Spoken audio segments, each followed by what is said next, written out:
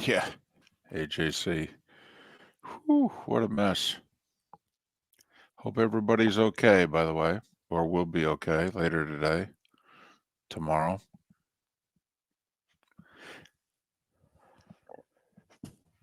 I mean, Mark, here's the other thing. Right now, do you think the Braves and Royals are going to play Friday? No. I mean, and not only that, that field, I mean, man, I hope the drainage is great on that field because the water that field's going to take between last night, today, and Friday. I mean, I hope they can, and they'll have to play 3 games in 2. The Braves could, Mark, in theory, go doubleheader, single game, doubleheader to finish the season.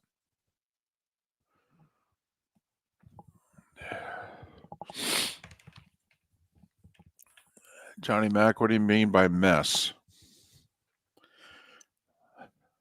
It's just raining, I'm guessing.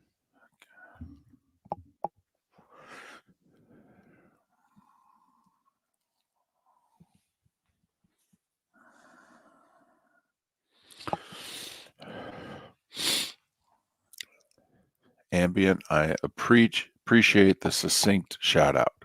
Yo.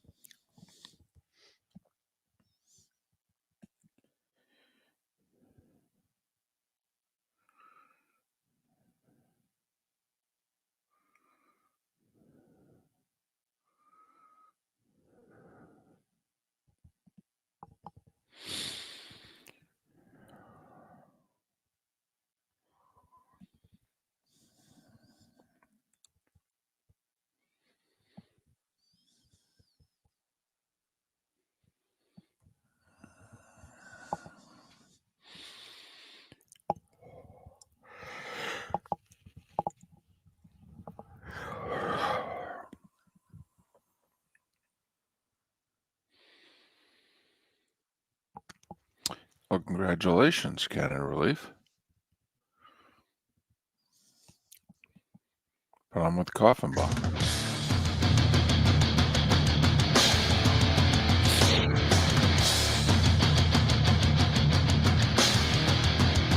You're listening to Miller and Moulton, coming at you from the Floormeister Studios. Floormeisters, keeping it real. And now, here's Mark Miller and David Moulton.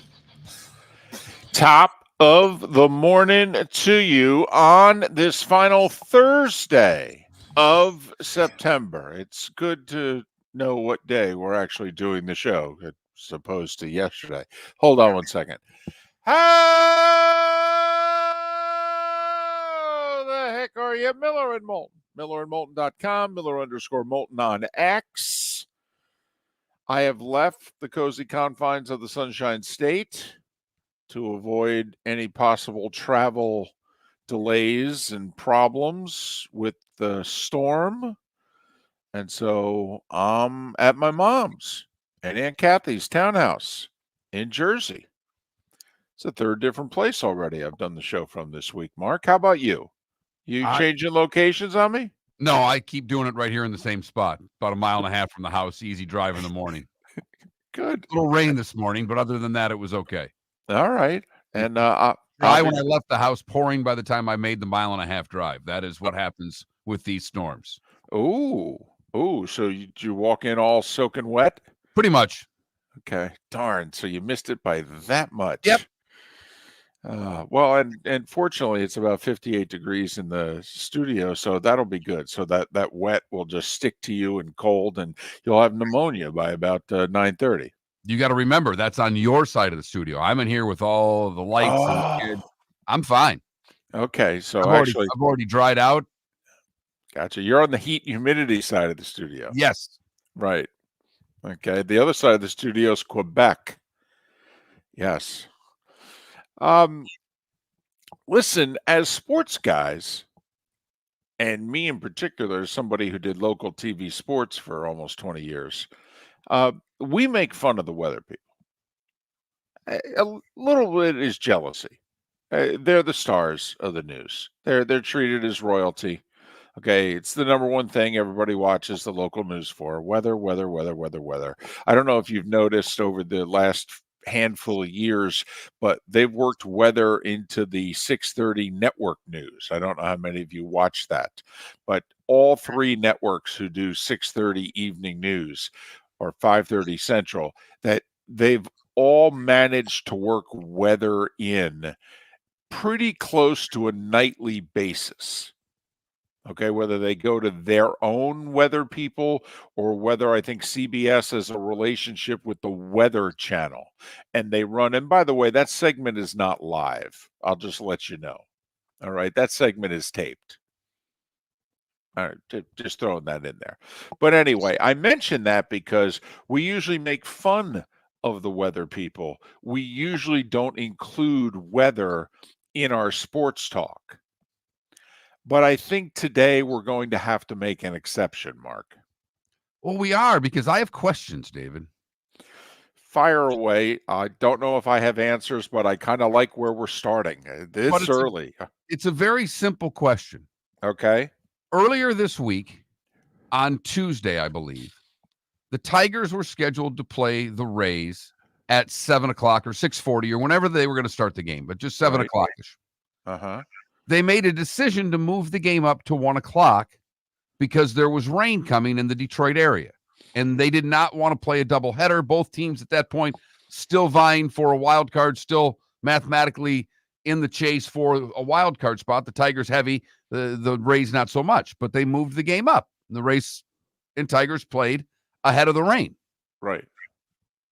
Why didn't they move the game up yesterday in Atlanta? Well, first things first, to go back to Tuesday in Detroit, the Tigers can't unilaterally make that decision. The Tigers went to the Rays and they said, hey, here's the situation, what have you. And the Rays didn't want to play a doubleheader also. So they went, yeah, okay, we'll agree to it. Now, I believe both teams had a Monday off day. Right. All right, which worked, so that this way it's not like they're coming off a 7 o'clock game and it's not like anybody played the night before somewhere else. But the Rays agreed to it. And what I was told was that the fact that they're not in the same division, there's no angst. Okay, so it was like, hey, this is probably in all of our best interests. We'll just move this one game, if you will, up. You guys okay with that? And the Rays went, yeah, sure, we'd go with that. And so then the Tigers said, hey, we're moving this game up. But both sides have to agree. Okay. So both sides agreed. Let's fast forward to yesterday. Right. When the Mets and Braves playing the second game of their huge series. Uh-huh. And again, scheduled for a 7 o'clock start or thereabouts. Yes. Weather was coming in. We knew weather was coming in. Right. Play the game during the day. Okay. Here's the best reporting I feel that's been done on this story. Here's what it was. So the Mets originally brought up to the Braves because both teams had Monday off. Now, the Mets played Sunday night. The Mets weren't crazy about playing Monday, okay? And everybody had lined their pitching up accordingly. But the Mets, coming into town, we all knew about this storm. I mean, at the very beginning of the week on Monday, we all were being told this thing's going to be in the Gulf Wednesday, Thursday. All right. They knew when the series was starting that Thursday's game, especially, was in big trouble. Not so sure about Wednesday. So the Mets said to the Braves, you want to play 2 on Tuesday? We're both coming off an off day. All right. We'll play 2 on Tuesday. We'll play the Wednesday game. And then this way we'll avoid Thursday because they're saying Thursday's not going to happen. The Braves said no. Huh? Okay. They play at 7 o'clock. The Braves win. According to the same reporting, the Mets said to the Braves, want to move Wednesday's game to 1 o'clock? And the Braves said no. When asked, the Braves gave 2 reasons. One was attendance. The Braves had 3 big crowds lined up, 40,000 plus all 3 nights. They didn't want to give it up. That was number 1. Number 2, traffic. Traffic in and around, leaving that 1 o'clock, 1:10, 1:30 game would be an absolute nightmare in around that area. And they said, no, that's not good for our fan base. Now, Where's the league? the league didn't step in. The league has the authority to step in. Rob Manfred could have called the Braves up and said, doesn't matter to me what your guys' reasoning is. Doesn't matter if it has to do with even anything baseball. You're pitching lined up. We don't care. Okay. We do not want to have a Monday doubleheader. It'll be bad enough if we have to play a game on Monday because we've tried to outlaw that. But we certainly do not want to play a Monday doubleheader. Rob Manfred could have told the Braves, suck it up, you're playing at 1 o'clock yesterday. In which, by the way, apparently it was not raining. It was dark. Everybody knew it was coming, but they would have got the game in if they had played at 1 o'clock yesterday, was the thought. And obviously the Mets were in town. I mean, hell, you could play at a mighty nooner if you needed the extra hour. Exactly. And obviously the Mets did not want a doubleheader on Monday. For whatever reason or reasons, the Braves were not moving any of the games in any of the times. And so I have no idea if this is Mets-Braves animosity. I mean, I will say this was not supposed to be a 3-game series. It was supposed to be a 2-game series when the original schedule came out. They had a game rained out on like April 10th or 11th in Atlanta. The Mets were angry that game got rained out. The Braves were the ones that were like, nah, we're not playing tonight. The Mets were like, what are you talking about? It's done by 9 o'clock. We can play. So the Mets were not unhappy that the game was called. Then the Braves wanted to reschedule the game during one of the season and take an off day away from the Mets. So the Mets said, no, we'll agree to make it up at the end of the year. We have an off day on Monday, an off day on Thursday. Just, we'll lose one of the off days. We'll make it up then. So there's already animosity between the organizations about making up one of these games and when they were going to play it anyway. And then you get the fact that the organizations just don't like each other. So that's where the league's got to step in. I'm sorry. I agree. Besides, if Miller and Moulton knew on Monday and certainly knew on Tuesday when we were doing our show that we're going to have problems here. Now, look at the situation for the Braves. This is what surprised me the most. Fine. All the stuff we just mentioned. Okay. Defend the Braves. That's fine. You agree with the Braves. Fine. Mark, based on what they're saying, are the Braves going to be able to get that Friday night game in against the Royals? Boy, it seems unlikely. It seems like it's going to be a monsoon. And so the Braves could very well, on Saturday morning, have 5 games left to play in the baseball season.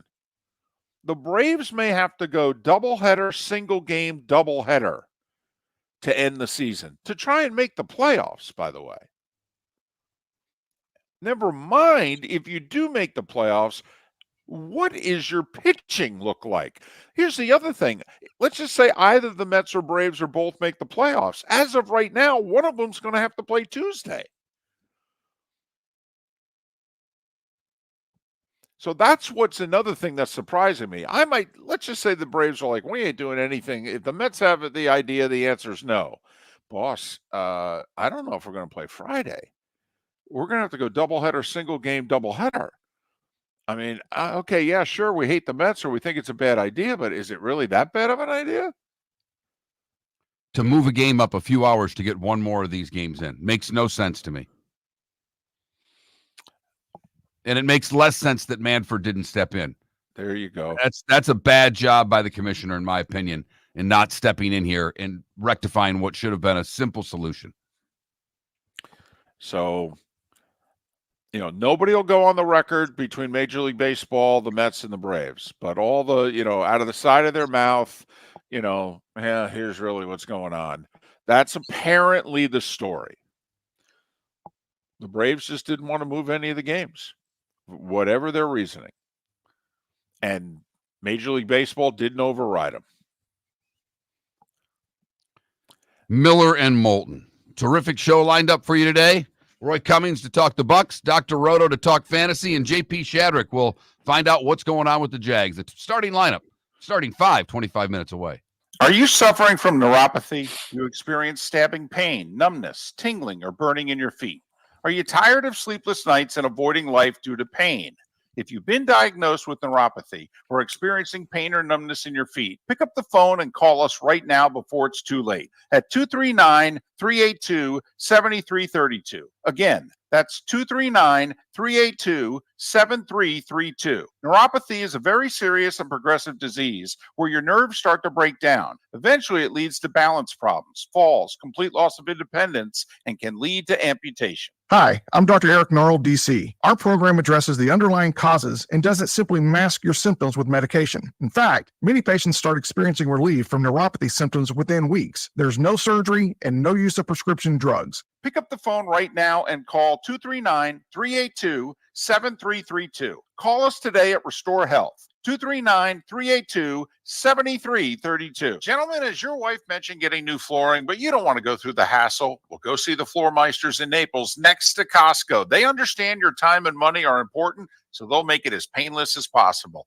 With a huge in-stock selection of carpet and Cortec, they can get you the floor your wife's been asking for. They carry wood, vinyl, carpet, and tile. If you do it yourself, no problem. They can handle that as well. So go see TJ at the Floor Meisters and tell them, just keeping it real. American Paint Supplies, for nearly 30 years, is your one-stop shop for all your coating needs. If you are a designer, a contractor, a professional painter, or a weekend warrior, American Paint Supplies is the place where experts go to get expert solutions. At 6100 Shirley Street in Naples off of Pine Ridge, American Paint Supplies delivers the best solutions with the best products with the best support. Meet Gene and his team today at American Paint Supplies. Call 239-566-2700. That's 566-2700 or online at AmericanPaintSupplies.net. This is Miller and Moulton.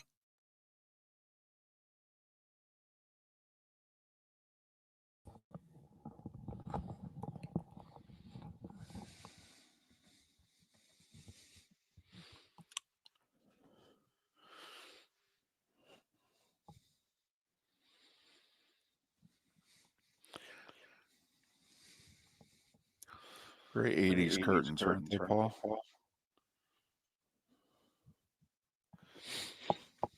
But my mom and Aunt Kathy bought this condo brand new in 83. And haven't changed anything since. Well, they painted it. I know that. Actually, come to think of it, they painted it, they put in new floors.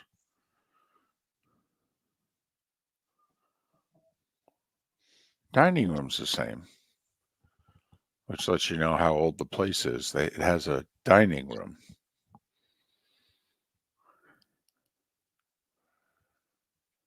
And Coffin Ball, yeah, the Mets and Braves are separated by a game.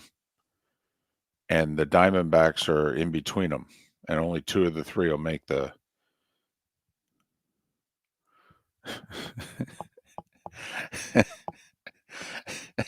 Jeff... Jeff, are you a Mets fan? Come to think of it, I think you are. I blame Chipper Jones. It's funny. Probably the two opponents. Stargell, another one. I swear they absolutely destroyed the Mets. I loved them. I loved Chipper. I loved Schmidt. I loved Willie. I just did. And they killed the Mets. Golly.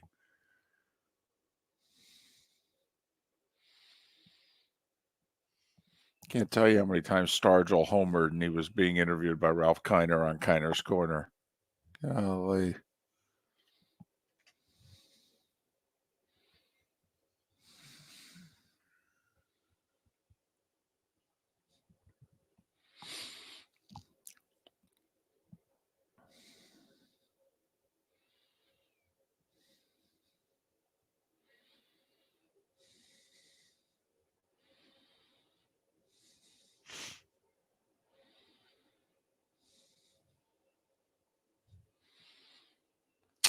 Anthony, I am in Jersey. I am at my mom's place. Sleeping in the basement. That's how you know I'm not in You can Florida get a good anymore. sleep in the basement.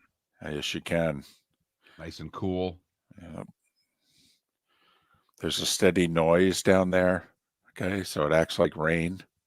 You know.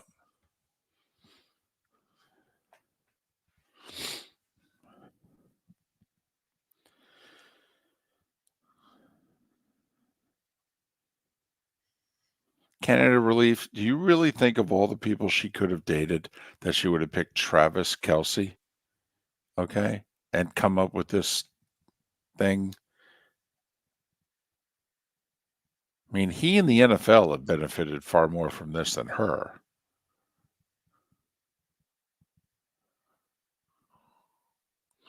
Last time I slept in mom's basement, 10 days ago.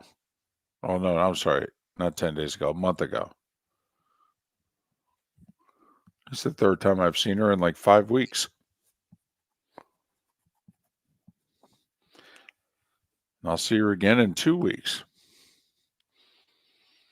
Jets game? Yeah. Jets Bills, which looking like a sexy game right now.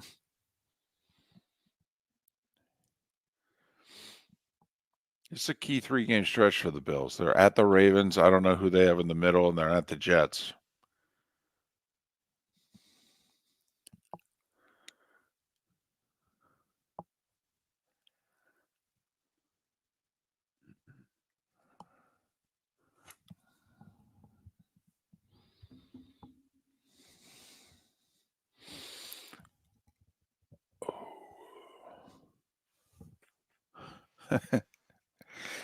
I will, Jake.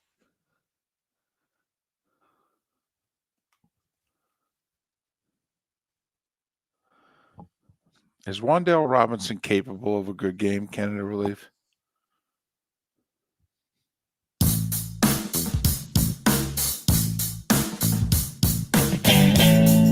Welcome back to Miller and Moulton. Text the guys what's in your mind at 21,000. That's 21000. And now, here's David Moulton. 21 minutes after the hour. Can you hear the train going by behind me? No. No? Okay. That's the beauty of technology, because it's really loud, and yet somehow this microphone doesn't pick it up. Huh. It's interesting. Miller, it's a train tracks right behind where my mom is. I left town late yesterday. All right. Couldn't afford to get stuck. Have to get to Los Angeles for a football game on Saturday. All right. I think I could have stayed in Jacksonville and flown out Friday midday. All right. But, you know, got a lot of pressure from CBS and others saying, hey, if your flight gets canceled. More pressure from CBS or your wife? Oh, no. Well, the wife, I mean, please, that's just, you know, but see, I can fib to the wife. I can fib. That's and I what can you say, call it. yes. Yes. Or I could lie. Okay. I could just look right at her and say, honey, CBS won't allow it. You know, because if you think about it, and they almost didn't, by the way. I mean, that's the other thing. I had hours worth of nasty emails to finally get out of town on Wednesday. because, we weren't going to be able to leave town today for obvious reasons. Everything's shut down or will be shut down. So it was either wait it out and hope that everything's okay lunchtime Friday. And we all know how it goes. The weather could be fine, but the planes maybe didn't come in, so we all know that flights get canceled when there's bad weather for a variety of reasons. Sometimes they get canceled when it's not bad weather. Right. For a variety of reasons. So anyway, so I could get away with it because she doesn't know. I mean, that's the other thing. She doesn't know where the information's coming from. She's dependent on me to tell the truth. And I could have looked right at her and lied. How far are you from Giant Stadium? Or whatever. 40 minutes. You gonna take in the game tonight? I could, but no, I'd be exhausted. Okay, and the other reason that I could is that the NFL's actually done a new thing now where if you cover the league regularly, they are handing out season passes. Well, the credential's good everywhere. So this way they don't have to week to week have, credentials approved and this, that, and the other thing. So I qualify. You're a heavy hitter now. Well, I think ESPN had to submit a list of 75 or 100 people and just said that, they need season credentials. And yeah, I got approved. Now, here's the thing though. If I lose the pass, I'm in trouble. And they said that too. They said, do not lose this credential. No guarantees we can get you another one. Is it in your wallet?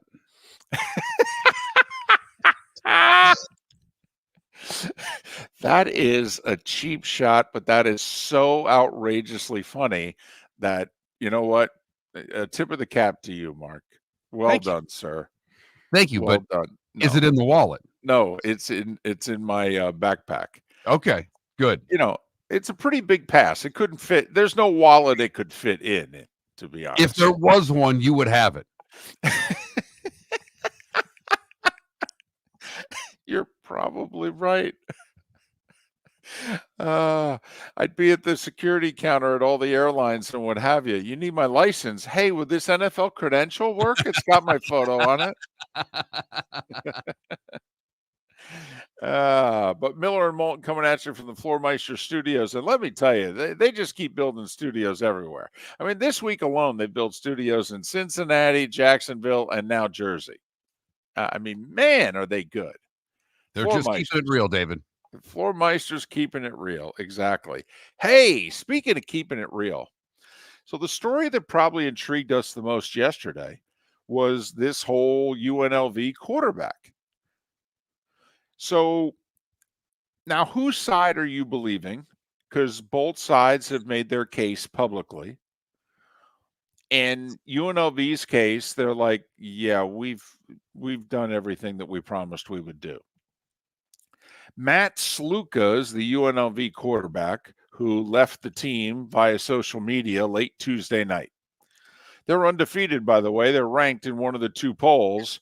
In some projections, they would be the group of 5 representative in the playoff right now.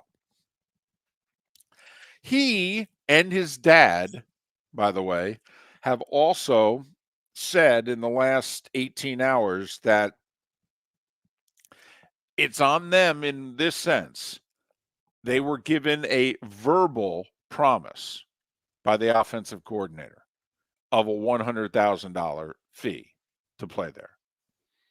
$100,000 as told to them by the offensive coordinator. When Barry Odom was asked about that by the quarterback's dad, Barry Odom's the head coach of UNLV, Mark, he said to the dad, yeah, if it didn't come from me, it's not legit. Everything goes through me. So they've been arguing this whole time saying, hey, this guy promised us $100,000. That's why we came here. And Barry Odom's been going, I don't know what to tell you. All right. It didn't come from me. He didn't have the authority. We're not going to give you the $100,000. So they walked. Whose side are you on? I'm on UNLV side. Okay. I don't. based on what Bud Elliott said on our show yesterday, that's twice as much of what a group of 5 quarterback gets paid. Mm-hmm. And it just seems 3 games in, you're not getting the money and you're bailing. I have trouble with the verbal. When we start getting verbal contracts instead of things written down, things get messy, David. Well, okay. Do you think this is the first time that a kid was promised something on the recruiting trail by a member of a coaching staff in which when the kid showed up to play football, that the head coach went, "Oh, I don't know what you're talking about." No, I don't think it's the first time that that's happened. Okay. So here's my thing. I just don't believe as the quarterback of the team you can do this. Like, there's a kid, Michael Allen, who's a running back at UNLV. He just pulled the same thing, by the way. He did it yesterday. He took to social media and said, "This has nothing to do with NIL. I was not promised anything. This is not Matt's case. I'm just doing it because of playing time and because if I play in the next game, I lose a whole year of eligibility. Also, this is not working for me here. I'm walking now. So I'm protecting my year of eligibility." So UNLV's had a quarterback and a running back both walk off the team. That's 3-0 and nationally ranked in one of the 2 polls. And they're playing Fresno State this week in a big game in the Mountain West. But for different reasons. One is saying, hey, it's pure cold cash. We were promised $100,000. They haven't given us squat. And when we confronted the head coach said, "Well, I didn't promise you squat. So that's why you have squat." And UNLV released a very official statement. We've done everything by the book. We took, by the way, Matt and his dad's and his agent's attempt to get that money that they say they were promised as not NIL, but pay for play, which is against the rules. We thought if we then gave Matt what he was now asking for, we'd be committing a violation. Okay, we have not done anything wrong. All right, blah, blah, blah. This is unfortunate. That's what UNLV has said publicly. What side are you on? I think the kid was promised something and UNLV didn't deliver.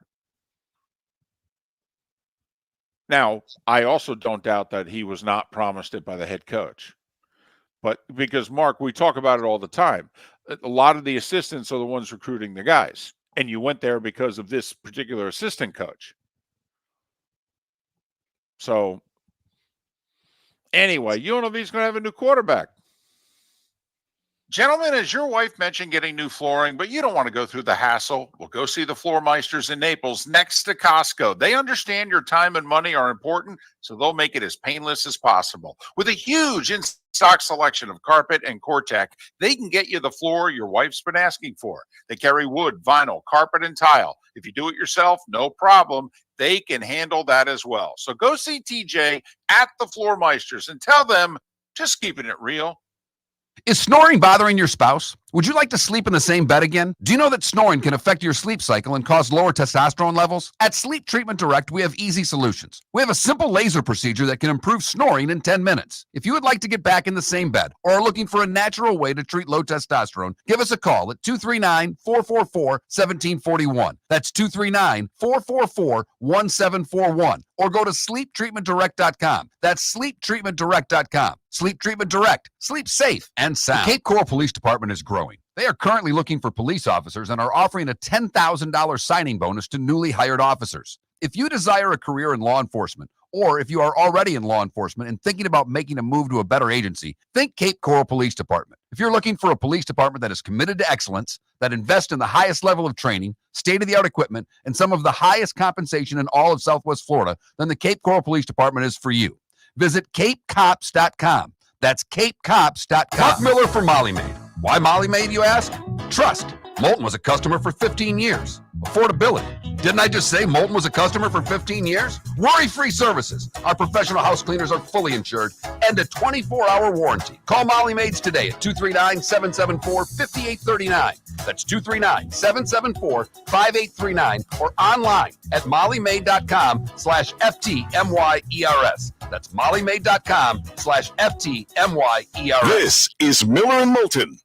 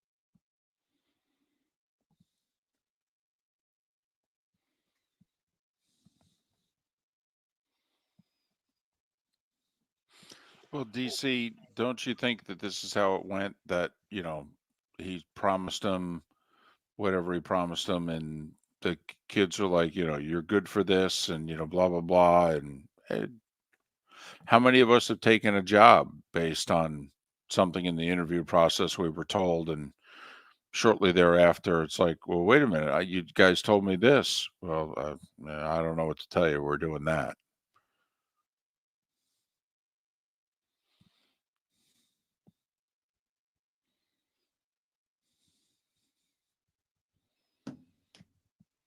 God dang it. Everything okay? No.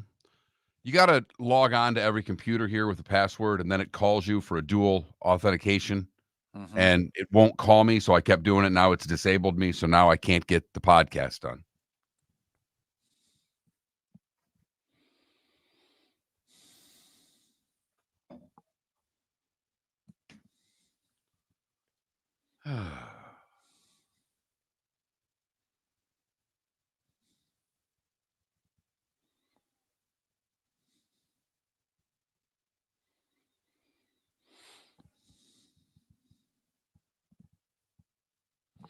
Yeah, the UNLV offense coordinator is not speaking, but if you were the head coach, you wouldn't let him talk either. Either way, you wouldn't let him talk.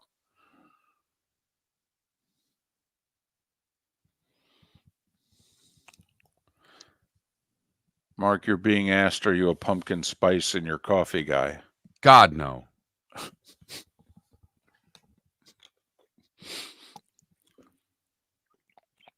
I may wear clothes that match my dog's outfit, but I'm not pumpkin spice coffee guy. That's where we draw the line, ladies and gentlemen.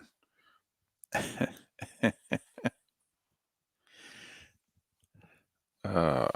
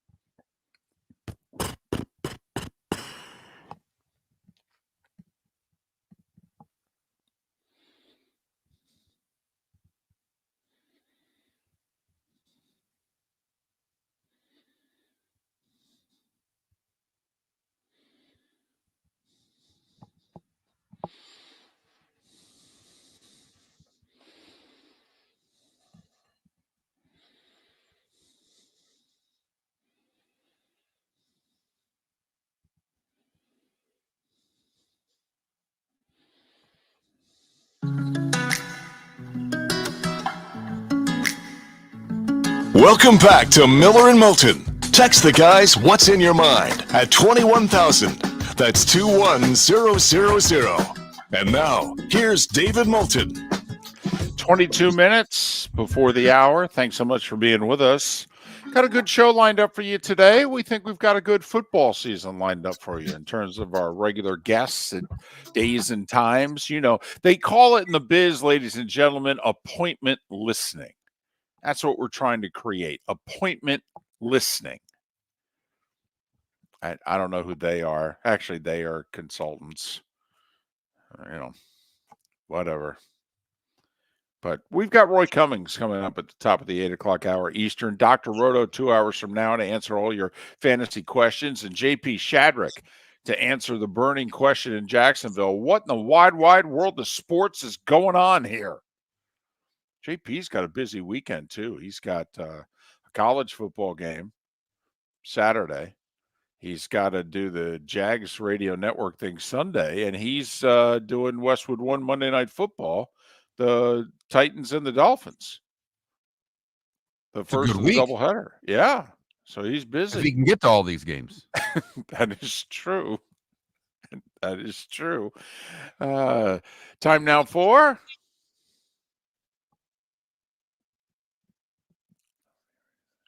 No.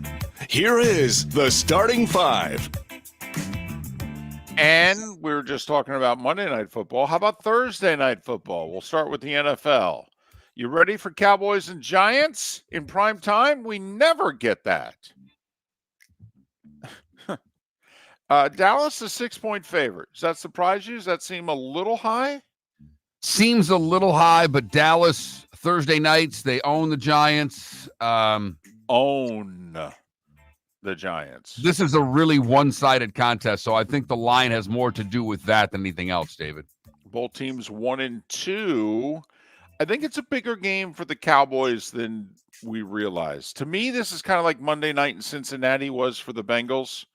Not just the whole falling 0-3, but are we really supposed to believe in you if you lose home games to the Patriots and the Commanders to start the season? I mean, that's a tough case to make before the jury. Well, if you're the Cowboys, first off, you hadn't lost a home regular season game in 2 years. You just got whacked in back-to-back games. Don't believe the final score against Baltimore. That was 28-6 with 10 minutes to go. All right? You just got whacked in back-to-back home games when you hadn't lost a home regular season game in 2 years. And now if you go to the Giants, a team you own, and you lose tonight... I mean, this to me, Mark, they've got to get it right tonight. And I think it's a get-right night for Dallas. I think this will be a big win for Dallas. Dak will look great, and everybody tomorrow going, see, the Cowboys are fine. And I don't know if they're fine or not, but they beat up on the Giants. They own them. Over-under's 45.5. So, you know, this game is basically 26-20. Is what Vegas is saying, give or take a half point. There is a college football game tonight. How much do we love Army? We mean in football, not just in general, because we're big fans of them in the real world. But they're 3-0, and they're 12.5-point favorites at one of the worst teams in the country, Temple. Would you lay 12.5 with Army? Short week on the road, but they're the better team. I probably would if I had to lean one way or another, but because Temple's, they're awful. They're really bad. I'll tell you what, you know, it'd be a really spicy game, and by spicy, we mean awful. Purdue and Temple. That would be something. Speaking of other college football news, UNLV quarterback Matt Sluka quit the team, according to his agent, over a $100,000 verbal promise from an assistant coach that has gone unfulfilled. Head coach Barry Odom told Sluka's father the offer was not legit because it did not come from him. Apparently, it came from offensive coordinator Brennan Marion. Unrelated to NIL, Michael Allen, a running back for UNLV, who transferred there from NC State, he has opted out to protect his year of eligibility. By the way, he claims it has nothing to do with NIL. That's not reports. That's coming straight from the source. One other college football players opted out because of playing time. USC defensive tackle Bear Alexander. Here's the thing, though, Mark. He's going to stay at USC. He played 20 snaps against Michigan. He had 3 tackles. He's a transfer from Georgia. Okay, in consulting with his dad and his agent, they just don't like the playing time. They don't want to waste a year of eligibility being part of the rotation. So they're going to stay with the program and come back next year and be a starter and have 2 years of eligibility remaining. And apparently Lincoln Riley's okay with it. All righty then. College football Mm-hmm. in 2024. It is something. And we'll talk more about it coming up. One other college football note. Nebraska has said to the Big Ten, yeah, we're not interested in any more Friday night home games. Okay, it doesn't work for us. Apparently, Nebraska canceled classes at the university on last Friday, when they hosted Illinois.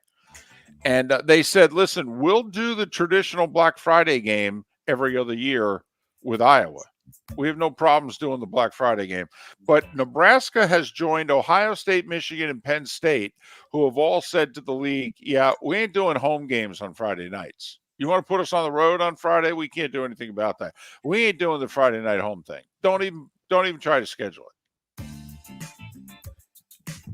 Rutgers, Oregon, Maryland, Purdue, USC, UCLA, Washington, Michigan State are the Big Ten teams who all have Friday night home games this year, including Washington at Rutgers tomorrow night. Baseball, we talked about it earlier. Mets and Braves not only postponed yesterday, they postponed already today. Mets have left town. They're in Milwaukee. They don't play till Friday. The Braves are scheduled to have a weekend series against the Royals. They have 5 games left in their season. Right now, it doesn't even look like they're going to be able to play on Friday. So the Braves' schedule could be doubleheader Saturday against the Royals, single game Sunday against the Royals, and doubleheader Monday against the Mets. That's right. The Mets and Braves now scheduled to play 2 games beginning at 1 o'clock on Monday. And if you take a look at the standings, this is a mess. The Mets are technically the 5 seed, a percentage point ahead of the Diamondbacks, who beat the Giants 8-2 last night. And the Braves are a game behind both. If the season ended today, the Mets and Diamondbacks would be in the playoffs, but the Braves own the tiebreaker over both teams right now. There's a lot at stake here. Okay, you have a situation where the Mets could be in the playoffs come Monday and the Braves not, needing to win one or both of the games. You could also have a situation where the Braves could need 1 win Monday to make the playoffs. They win the first game of the doubleheader, okay, but neither team wants to play the second game, but the second game is going to determine seeding as to who's the 5 or who's the 6. Or are they going to let the Braves, because they've won the season series 6-5, have the tiebreaker over the Mets? I mean, this is a mess. Mets and Braves have 5 games left in the season. The Diamondbacks only have 3. And you throw the Royals in there with the weather. The Royals are in a wild card race in the American League right now, and that'll mess that whole thing up. Correct. And right now the Royals and Tigers are tied. Royals have the tiebreaker. So will they get all those games in? Yankees denied again a chance to clinch the AL East last night, despite Judge hitting his 56th homer and Soto hitting his 41st. Orioles 9-7 over the Yankees. Baltimore 4 back with 4 to play. Corbin Burns against Garrett Cole tonight in the Bronx. Both aces. Hot pitching mashup. Yeah. Speaking of the Royals, they beat Washington for their second consecutive shutout, 3-0 over the Nats. Meanwhile, your Tigers, Mark, have won 8 of 9. They beat the Rays 7-1. Parker Meadows and Spencer Torkelson, each with home runs. For Torkelson with 3 RBIs for the Tigers. Twins stay in it. They're 2 back with 4 to play, and they own the tiebreaker against everybody. If there's a tiebreaker scenario, the Twins win. Twins 8-3 over the Marlins. Seattle stays mathematically alive, but they don't have the tiebreaker over anybody. So they're 3 back with 4 to play. One more win by the Royals and Tigers, or one more loss by the Mariners, they're out. They beat Houston 8-1. Houston locked in as the 3 seed. Cleveland's only a half a game behind the Yankees, Mark, for the best record in the American League, and the 1 seed. They beat Cincinnati 5-2. Pirates edge the Brewers 2-1, and that locks in the Brewers as the 3 seed. So here's another factor at work. Mets now end the season in Milwaukee. Milwaukee has nothing to play for. How does Milwaukee play the final 3 games? Especially since their first-round playoff opponent could be the Mets. Phillies 9-6 over the Cubs. They remain a half a game behind the Dodgers for the top seed in the National League. Dodgers beat the Padres last night. Ohtani drove in the winning run. He also stole his 56th base. 4-3 LA. They're 3 up with 4 to play. They beat the Padres today. They win the West. And the White Sox, Mark, have won 2 in a row. Break them up. They're 38-120. They beat the Angels in 10, 4-3. Final night game ever in Oakland. Texas beat the A's 5-1. Their final game will be a 12:30 tilt in Oakland today. It's already sold out. Red Sox eliminated from the playoffs. Toronto beat them 6-1. And the Cardinals are 1 win away from having a winning season. They beat Colorado 5-2. WNBA, so much for Caitlin Clark and the Fever. Good game last night, but Connecticut just kept them at kind of armbar reach the whole game. Mid to high single digits was the lead throughout. Connecticut eliminates Indiana 87-81. Connecticut with 5 in double figures in the win. Caitlin Clark, 25 points, 9 assists in her final game of her remarkable rookie season. Minnesota eliminated Phoenix, which means it could be the end of Diana Taurasi's career. The 42-year-old fouled out after 10 points and 3 assists. Minnesota pulled away late to win 101-88. Nafisa Collier, by the way, who also went to UConn, she's 14 years younger than the other UConn star, Taurasi. She had 42 in the Minnesota win. 42, thank you very much. Second round of the WNBA playoffs are set. They begin on Sunday. And Mark, I know you're all in. It's the President's Cup. Oh, my favorite event of the year, David. Wish they had this every year. Ladies and gentlemen, you have no idea, on a scale of 1 to 10, of the useless things in life, Mark thinks the President's Cup is a 37. The U.S. is 12-1-1 all time in the President's Cup. We tied back in 2003 and lost in 98. We've won 9 of these in a row. But Mike Weir, the Canadian, is the captain of the international team in Canada. They're playing at Royal Montreal Golf Club. Jim Furyk, the U.S. captain. The U.S. team is clearly better on paper. I mean, the worst ranked guy on our team is Max Homa, to give you an idea as to how much better on paper the U.S. team is than the internationals. But not only that, they play like 30.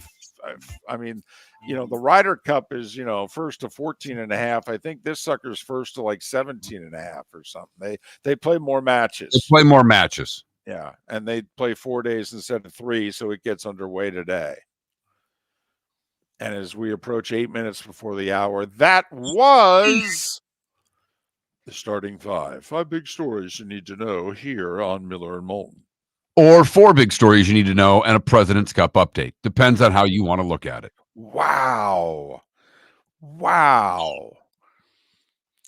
So listen, you love when you're flipping through the channels. You do. You watch a little Corn Ferry.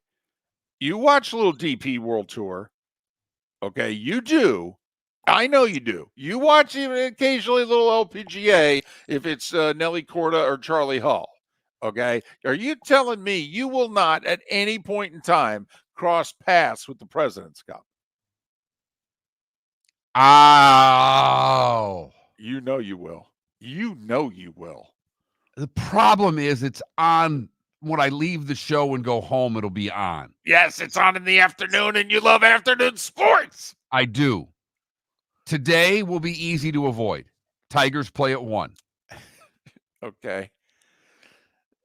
Tomorrow, You're in trouble. that could be a problem. All right. But Saturday morning, I'll put on the Premier League over President's Cup. All right. Good to know. Good to know. I don't know if you noticed here during that segment, a lot of lights flickering in here. Well, I didn't know if it was my technology. I didn't know if I was having a stroke. I didn't know what was going on, but it looked as if the lights were going on in your room. Yeah, it looked like we had a little strobe light action going on, little power surges back and forth. So the storms must be coming through. We really need you to stay on the air, though. You're how we stay on the air. So I'll do my best. So whatever's going on there needs to stop. At Physical Therapy and Balance Centers, our goal is to help you love your life. When your life is sidelined by an injury, dizziness, surgery, or condition keeping you from doing what you love, we're here to help you heal and feel your best. Our therapist evaluation will determine the root cause of your health challenges, resulting in a unique treatment plan customized just for you. Visit www.physical.com to find your nearest location and see how we can help you love your life. The world-famous cigar bar started as a neighborhood place in downtown Fort Myers, and now it's a brand, a destination, with 4 locations. The original place, Henry Street, Fort Myers, Gulf Coast Town Center, on Southeast 47th Terrace off the Cape Coral Parkway, and the Lounge on West 1st Street in Fort Myers. A place to go, whether you just need a relaxing drink and a smoke after a tough day at work, or a place to go celebrate. From relaxation to celebration, the world-famous cigar bar. Honey, you want to come out? I haven't seen you since Glass Doctor installed our custom shower enclosure. No thanks. Well, you can't keep eating breakfast in the shower, and laminating your magazines is getting expensive. You remember we have guests coming over tonight, right? Oh, I'm sure they'd love to see the shower. It's our neighbors, and I highly doubt they want to be hanging out in our bathroom. The shower's so good, you'll never want to leave. Visit glassdoctor.com today and schedule an appointment online. American Paint Supplies, for nearly 30 years, is your one-stop shop for all your coating needs. If you are a designer, a contractor, a professional painter, or a weekend warrior, American Paint Supplies is the place where experts go to get expert solutions. At 6100 Shirley Street in Naples off of Pine Ridge, American Paint Supplies delivers the best solutions with the best products with the best support. Meet Gene and his team today at American Paint Supplies. Call 239-566-2700. That's 566-2700 or online at AmericanPaintSupplies.net. Visit Jason and Todd at the Diamond District. A natural diamond is the oldest artifact you will ever touch, and each is one of a kind. Jason and Todd at the Diamond District would like to meet you personally and share their love of natural diamonds and the positive impact of purchasing a natural diamond. We promise that in our vault sits the largest selection of GIA-certified natural diamonds at the most competitive prices in the world. Jason and Todd look forward to shaking your hand and welcoming you to their Diamond District family. Mark Miller for Molly Maid. Why Molly Maid, you ask? Trust. Moulton was a customer for 15 years. Affordability. Didn't I just say Moulton was a customer for 15 years? Worry-free services. Our professional house cleaners are fully insured and a 24-hour warranty. Call Molly Maids today at 239-774-5839. That's 239-774-5839 or online at mollymaid.com/FTMYERS. That's mollymaid.com/FTMYERS. This is Miller and Moulton.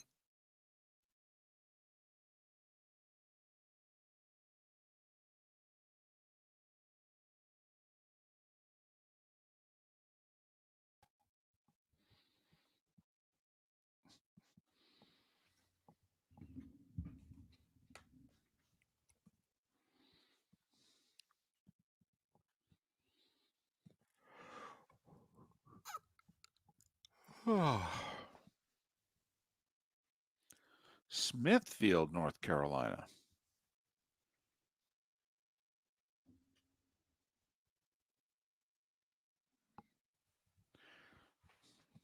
Would you leave town yesterday?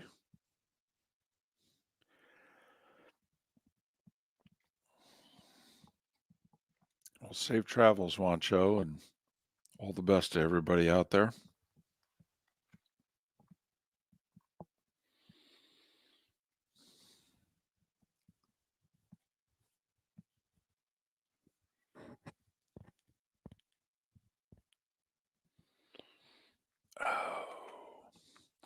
Okay, music. Let's be honest.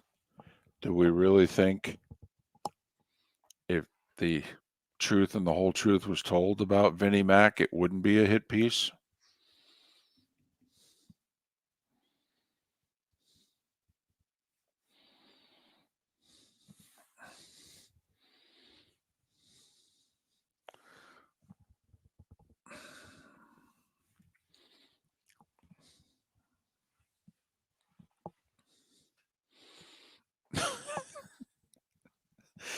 Did you see Fam Forever? Mark, blink once if you're okay, twice if you need to be rescued. No, so far so good. I mean, I think we'll Yeah, survive. Energy Derby stuff's going to come for quite some time.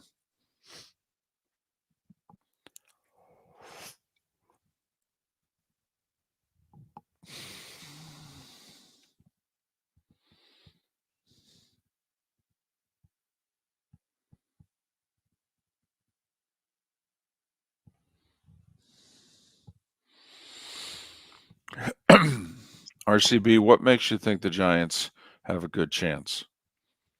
I'm just asking. Curious. I think their doors get blown off tonight. I'm not at all excited to watch this game.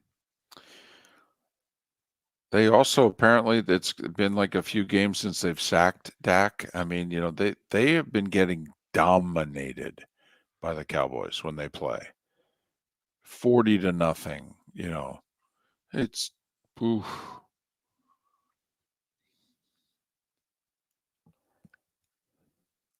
Now, I am curious how differently people would be feeling about the Giants if they hadn't had that whole episode with the kicker week 2 against Washington.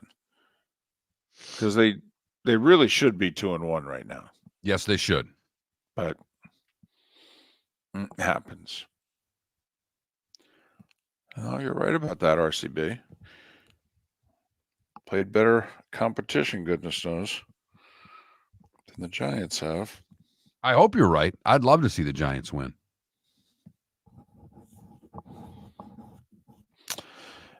Cowboys and Giants have both beaten the Browns.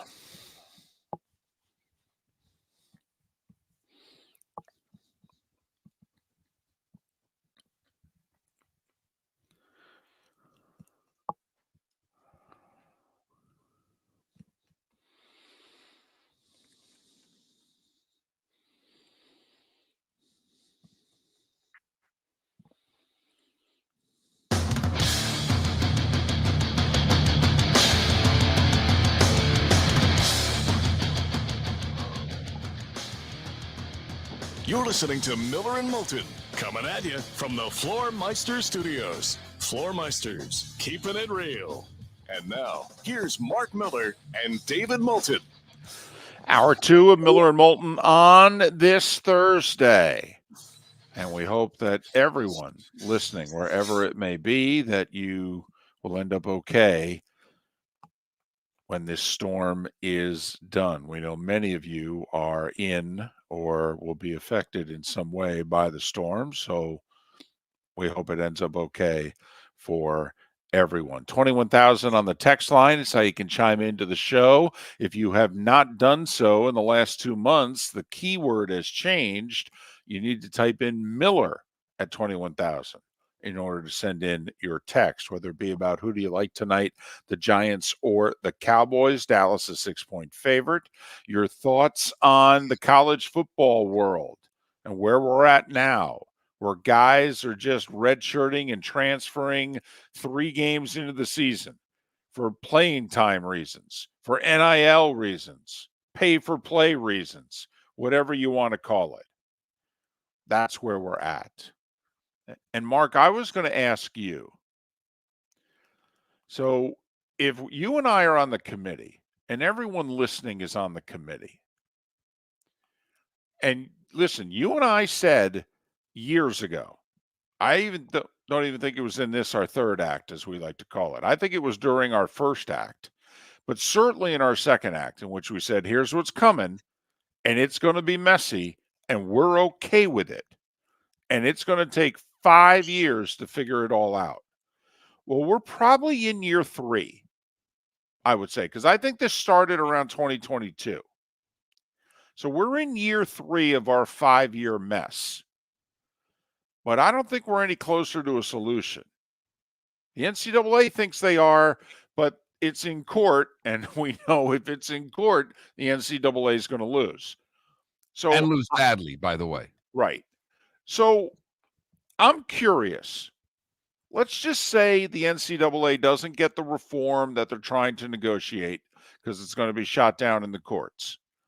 So the system we have now, we have to do something with.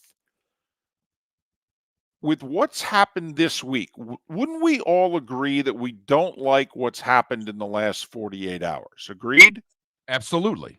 Right. We don't want guys, 3 Quitting on games we in. don't like guys quitting on their teams. We just Correct. that's a bad look for any sport, particularly collegiate athletics. Right. So never mind the situation with UNLV, which is literally quitting over money. What would you propose to stop this? Would you say you can't quit the team once the season starts to protect a year of eligibility? I like where your head's at there, David. For non-injury reasons, red shirts. See, but then you're letting the team determine red shirts only. I mean, that's the part. So a team can redshirt a player.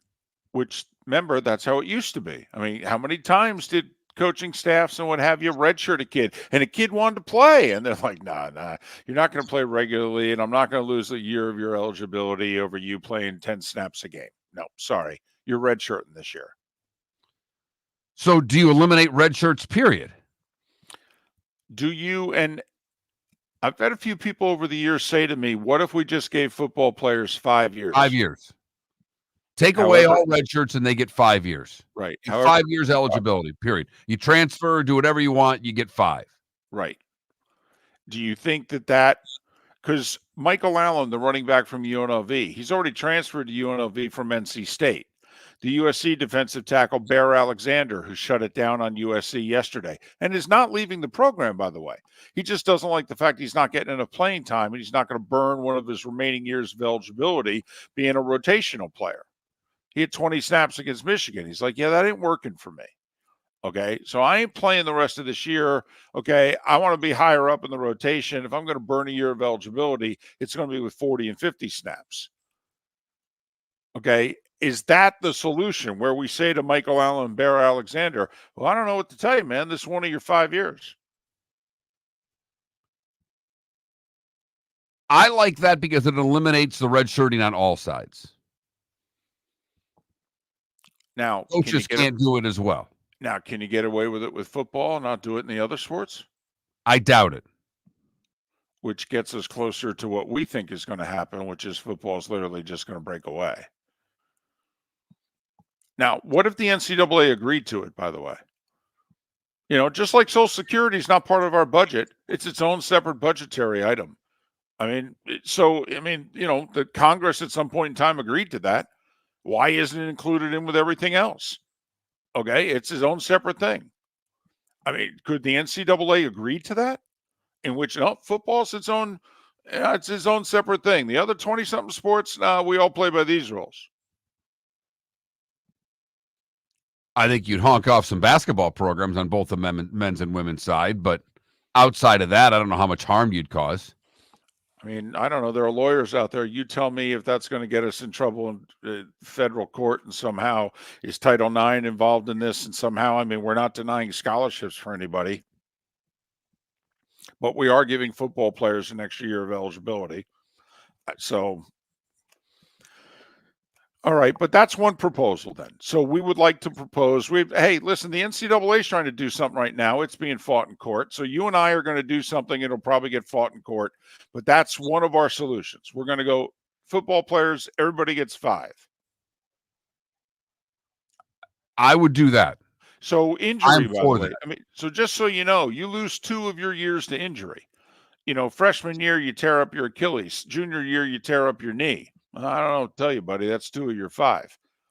That's the thing. If we're not given no injuries, red shirts, mean, basically, so you got what? You got 5 years from when you're done with high school?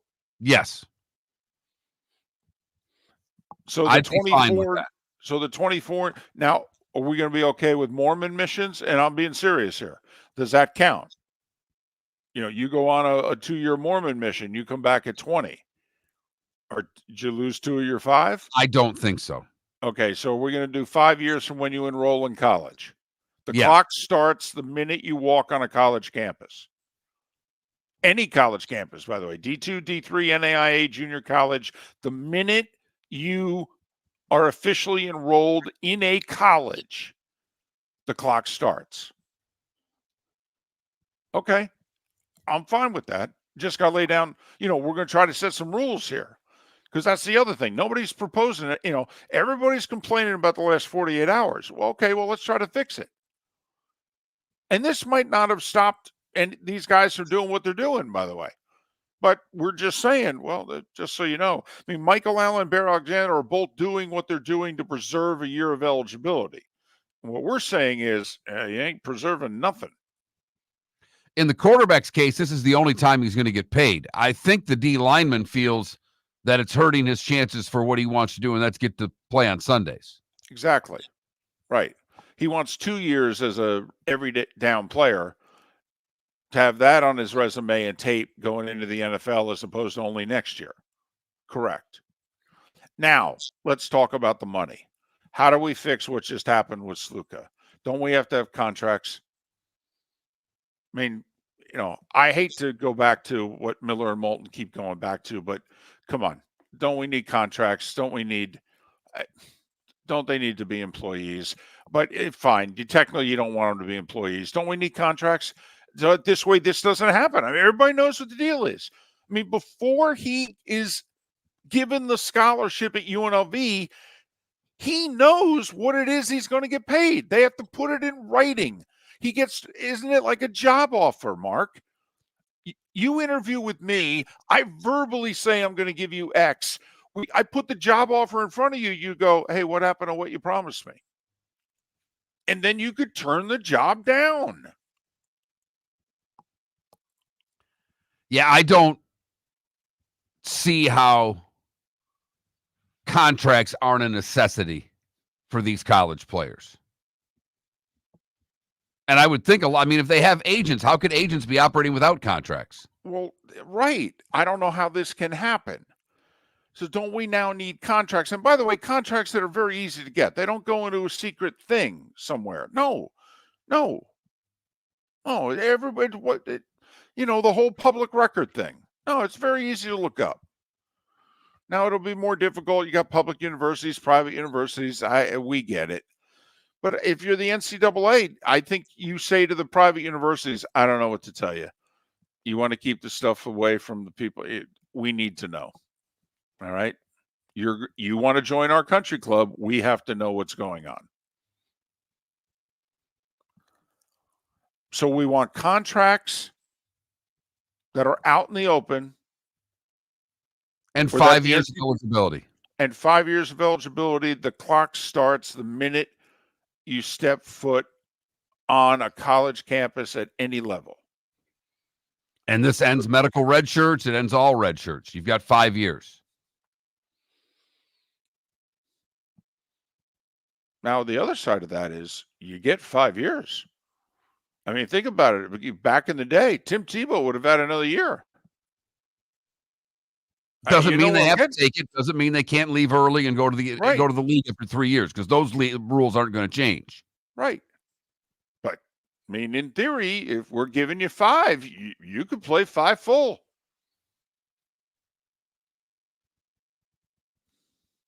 You okay with that? I'm fine with that. Some guy, we all know the player who's going to be a terrific college player and is not going to be a pro. Especially now when he can get paid for that 5th year. And I mean paid.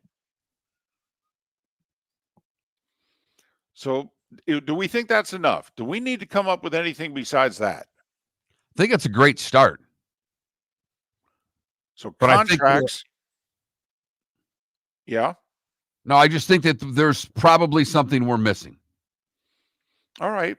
21,000 is the text line. Twitch.tv/Miller and Moulton. Is that enough? College football players get 5 years, period, end of sentence. No, none of this red shirt and medical injuries a part of life. Don't know what to tell you. You get 5. Good luck. Because we're not going back on some things. You can transfer as much as you want. That's already been settled. That's not getting taken away. So you don't want to put in any limits on transfers. You don't want to. Oh, I'd love to put them in, but they've already fought that and won. Right. Well, I'm not going to go battle the courts as something we've already lost as a group and try to reinstate it. Do we have to say you can't transfer during the season, that you prevent something like this from that a guy quitting? Or do we think that just the 5 rule will take care of that? 5 rule, I think, takes care of it. And contracts. All right.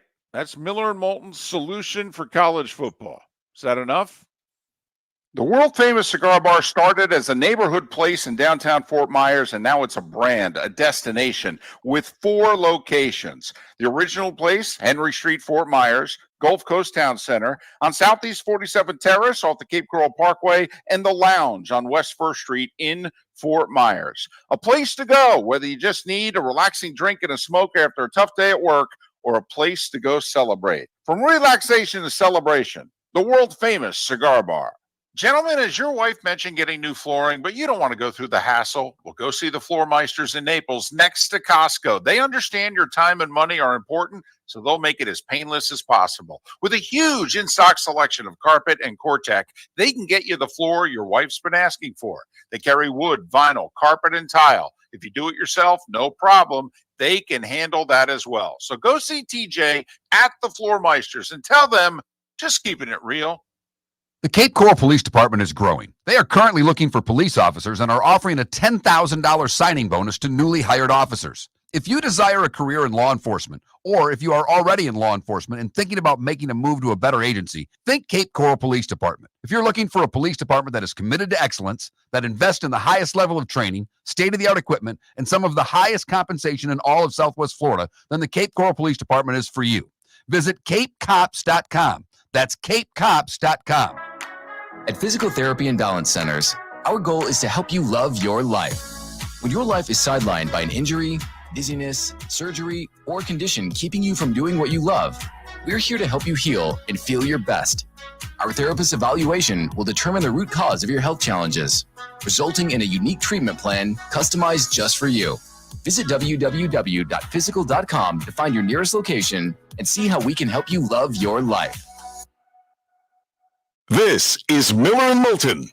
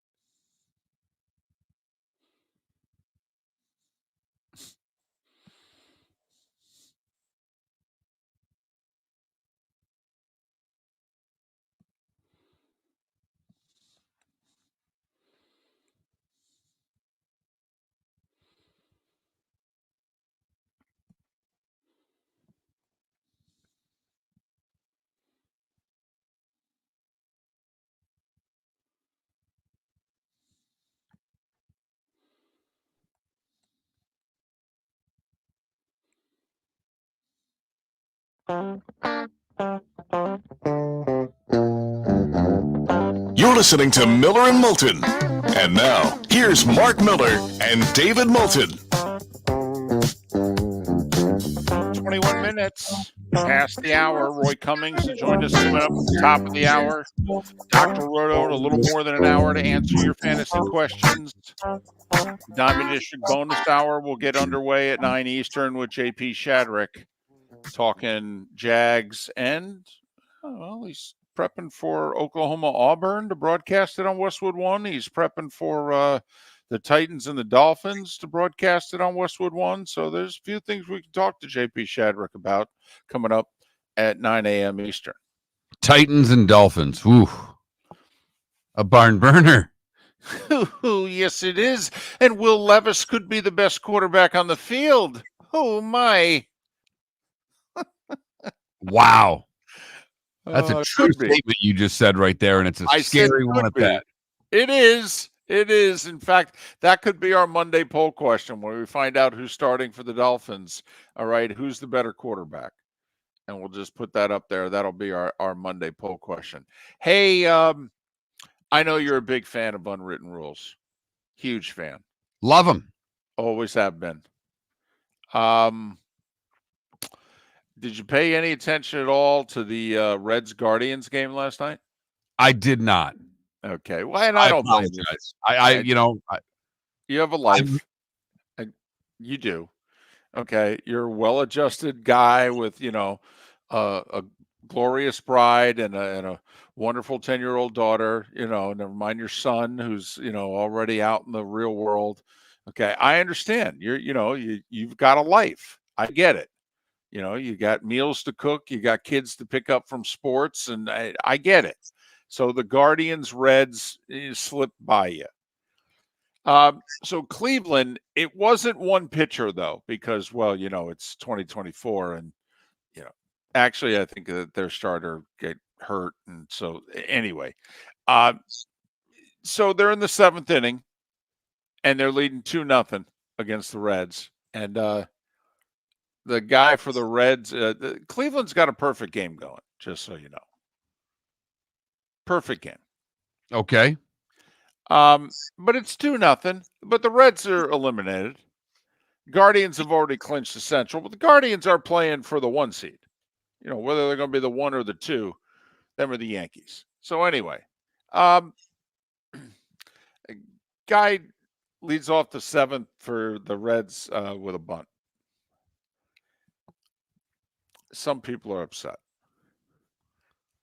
Wait a minute now. Pitcher had a perfect game going, or pitchers had a perfect game going? Pitchers had a perfect game going. Right. Doesn't that eliminate the unwritten rules? And I'm asking you, David. I am not trying to get baseball fan upset. Right. I am merely asking you the question. When it becomes pitchers instead of pitcher, right, are unwritten rules still in play? Well, first off, no, they're not. But secondly, Mark, even if it was a pitcher, it's 2-0 at the top of the 7th. I mean, we need a guy to get on, bring time to the plate. I'm okay with it. David, I'm okay with it. Wait a minute. Just hold on a second. If the Reds were in a position to do anything, and I mean anything, like win an over-under bet for the season for their fans. But they had no shot at that, no shot at getting to 500. Right. They're not in a playoff race. Right. But the game has meaning for the Guardians. Okay? It's the difference between being the 1 and the 2 seed. They're now only a half a game behind the Yankees. I mean, the Reds are essentially playing for the Yankees. I have absolutely no problem with, even if it was a perfect game with just one pitcher, I have no problem with leading off the 7th. And I do think this is key because, man, there was a game like 10 or so years ago. I thought it was the 8th inning. I thought Schilling took a perfect game into the 8th and somebody drag bunted him to get on. And Schilling just looked at the guy like, are you? And it was like 1 out in the 8th too. And they just looked at him like, are you serious? And, the opposing team went nuts, and it wasn't 2-0 either. I think it was like 5-0. But 2-0 leading off the 7th, I have no problem. I don't. And you know I don't either. But I can see where people would be bothered by it because the Reds had nothing to play for. But they were, the integrity of the game, and also they were playing for the Yankees. They're playing for the Yankees. Okay, Mr. Unwritten Rule guy. And I am an unwritten rule guy at times. Do you plunk this guy the next time he comes to the plate? Absolutely, by the way. Absolutely. When he comes up in the 9th, he's getting one in the thigh. Totally. Yeah, or today, if they've got one more today, and I don't know if they do or not. Okay. No, and I'd look right at him like, hey, you played the game the right way. And we just did too. Go to first. Yeah, totally. But just throwing that out there, that's all. 21,000 on the text line. Would it have bothered you, if you were sitting in the stands or you were watching TV and you're like, did they really just do that to break up the perfect game? I'm fine with it. Listen, I went to the Pirates-Reds game on Sunday, all right, and I genuinely got excited, all right, in a 1-0 game, all right, when a guy tried to get on with a bunt to bring a much better hitter to the plate behind him to face Skeens. I was like, okay, now that's smart. You're not going to hit Skeens. Okay, I think this is a great move. Like you're going to score. Come on. Really? Like you're going to hit Paul Skeens? Come on. You know you're not going to hit him. We know you're not going to him. Bunt. Good move. So a bunt and a blast instead of a bloop and a blast is what you're looking for. And a blunt and a bunt. I mean, well, but hello. I didn't know Snoop was playing baseball. Well, he's everywhere, Mark. He is everywhere. Yes, he is. So, oh, well, I just thought unwritten rules. Listen, I got the President's Cup starting today, and I had an unwritten rules scenario. I couldn't wait to get to today's show this morning because you have been just throwing meat at me so far this week. All right. And I'm like, I got to come back at him with something because he's just throwing stuff at me that's driving me nuts. And I got President's Cup and unwritten rules. Yep. Baseball unwritten rules and baseball, and not just unwritten rules, baseball unwritten rules is Correct. There's not a lot left. No, there really is, which is probably a good thing. It really is. So we asked the question with the UNLV quarterback quitting on his team over money and 2 other Division I football players yesterday opting out because they're about to play in their next game, which will then lose them an entire year of eligibility. And they're like, no, man, the way this year's going, like the Michael Allen guy at UNLV, the running back, he had played in all 3 games. He's got like 110 yards rushing, though. He's obviously not a starter. And I don't know where these guys are getting their advice from. They're at UNLV. Where are they going to go play after that? I mean, is there a MAC school that they're going to next to play in? Because there's not many levels below UNLV football they can go to where they think they're going to get playing time. Not being serious. Well, and with the quarterback, Matt Sluka, like we talked about yesterday, neither one of us now, even if he fits the skill set that we need for a quarterback next year, and let's just say we had the $50,000, $75,000, $100,000 that it's going to take to sign Matt Sluka. I mean, are we inclined to give it to him after he just walked away from a 3-0 nationally ranked team? I'm old crotchety guy here. I'm not paying that kid ever. I don't want him. I don't want him on my team. He just quit on his teammates. I don't want this guy. Well, I get the sense that if you owned a business in 5 years from now, his resume came across your desk, you'd be like, yeah, I ain't hiring you for anything. Not a chance. Not a chance. Someone like that is dead to me. You quit on your team. It's his last year to play, though. This is his last chance to make money. And as we all found out in the real world, it's not easy to go out and get a job to pay you $100,000. American Paint Supplies, for nearly 30 years, is your one-stop shop for all your coating needs. If you are a designer, a contractor, a professional painter, or a weekend warrior, American Paint Supplies is the place where experts go to get expert solutions. At 6100 Shirley Street in Naples off of Pine Ridge, American Paint Supplies delivers the best solutions with the best products with the best support. Meet Gene and his team today at American Paint Supplies. Call 239-566-2700. That's 566-2700 or online at AmericanPaintSupplies.net. Visit Jason and Todd at the Diamond District. A natural diamond is the oldest artifact you will ever touch, and each is one of a kind. Jason and Todd at the Diamond District would like to meet you personally and share their love of natural diamonds and the positive impact of purchasing a natural diamond. We promise that in our vault sits the largest selection of GIA certified natural diamonds at the most competitive prices in the world. Jason and Todd look forward to shaking your hand and welcoming you to their Diamond District family. Wine glasses never fall over until you get a brand new rug. Oh Ketchup bottles act normal till you're wearing a new shirt. Oh, you kidding me? And rocks slide peacefully on the road till the day you get a brand new windshield. Then they fly up off the road and attack without mercy. That's why new windshields from Glass Doctor come with our windshield protection plan. Unlimited repairs and one replacement for 12 months. Don't just fix it, protect it. Glass Doctor. A neighborly company. Mark Miller for Molly Maid. Why Molly Maid, you ask? Trust. Moulton was a customer for 15 years. Affordability. Didn't I just say Moulton was a customer for 15 years? Worry-free services. Our professional house cleaners are fully insured and a 24-hour warranty. Call Molly Maids today at 239-774-5839. That's 239-774-5839 or online at mollymaid.com/FTMYERS. That's mollymaid.com/FTMYERS. This is Miller and Moulton.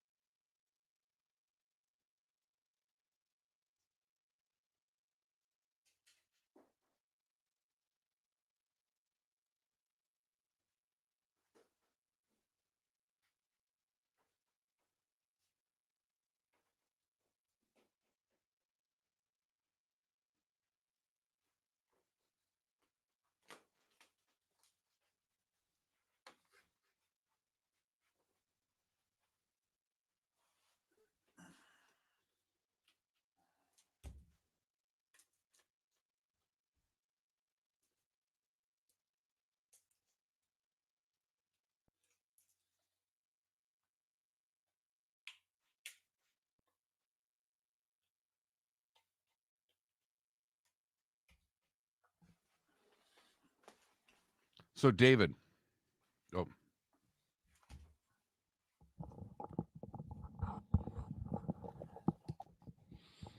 So, David. Nice job retweeting the show tweet, except for you retweeted yesterday's show. Great. That's fantastic. I've been a day behind all week. All week. Golly. What was that doing there? I'm like, did I put one up today? And I'm like, yeah, I sure did. I retweeted it and everything.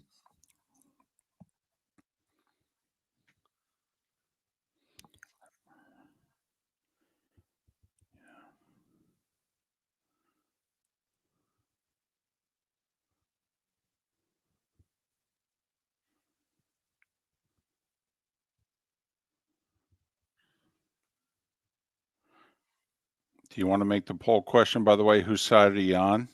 The kid or UNLV? Sure.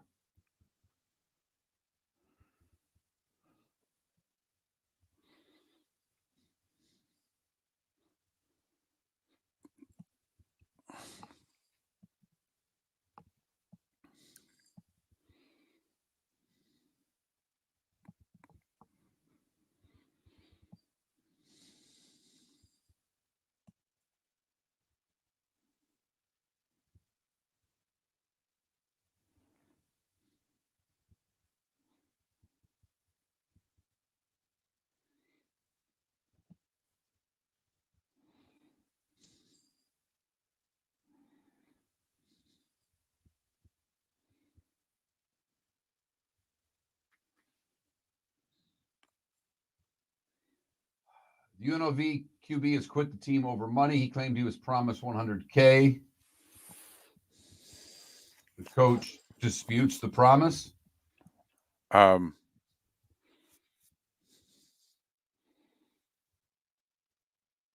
don't even think we have to put that.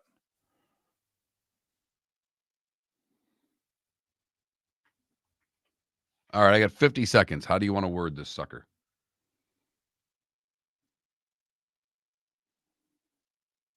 Starting quarterback on nationally ranked team quits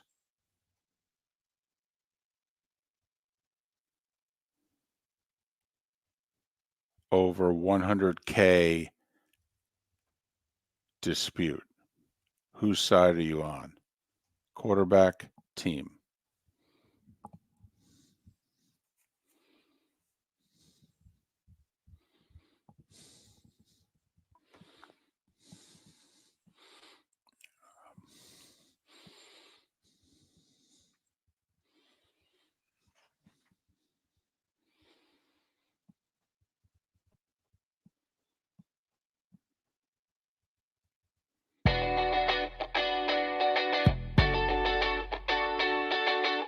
You're listening to Miller and Moulton. And now, here's Mark Miller and David Moulton. 22 minutes till the top of the hour. Roy Cummings will join us at that point in time to talk about the Bucs, who laid an egg on Sunday, got whooped at home by the Broncos. Negates the great win in Detroit, and now a very challenging 7-game stretch begins for Tampa Bay. Well, I think they'll be hard-pressed to have a winning record during this next 7-game stretch. So that may be a loss to Denver that we look back on in mid-November and go, boy, they'd like to have that effort back. Roy Cummings to join us coming up at the top of the hour. Dr. Roto in an hour. Give us about 40 minutes or so, and then you want to start sending in your questions for Dr. Roto, your fantasy questions. 21,000 on the text line, keyword Miller, or Twitch chat room, twitch.tv/Miller and Moulton. Thursday Night Football tonight. Cowboys 6-point favorite over the Giants. They own the Giants. Both teams are 1-2.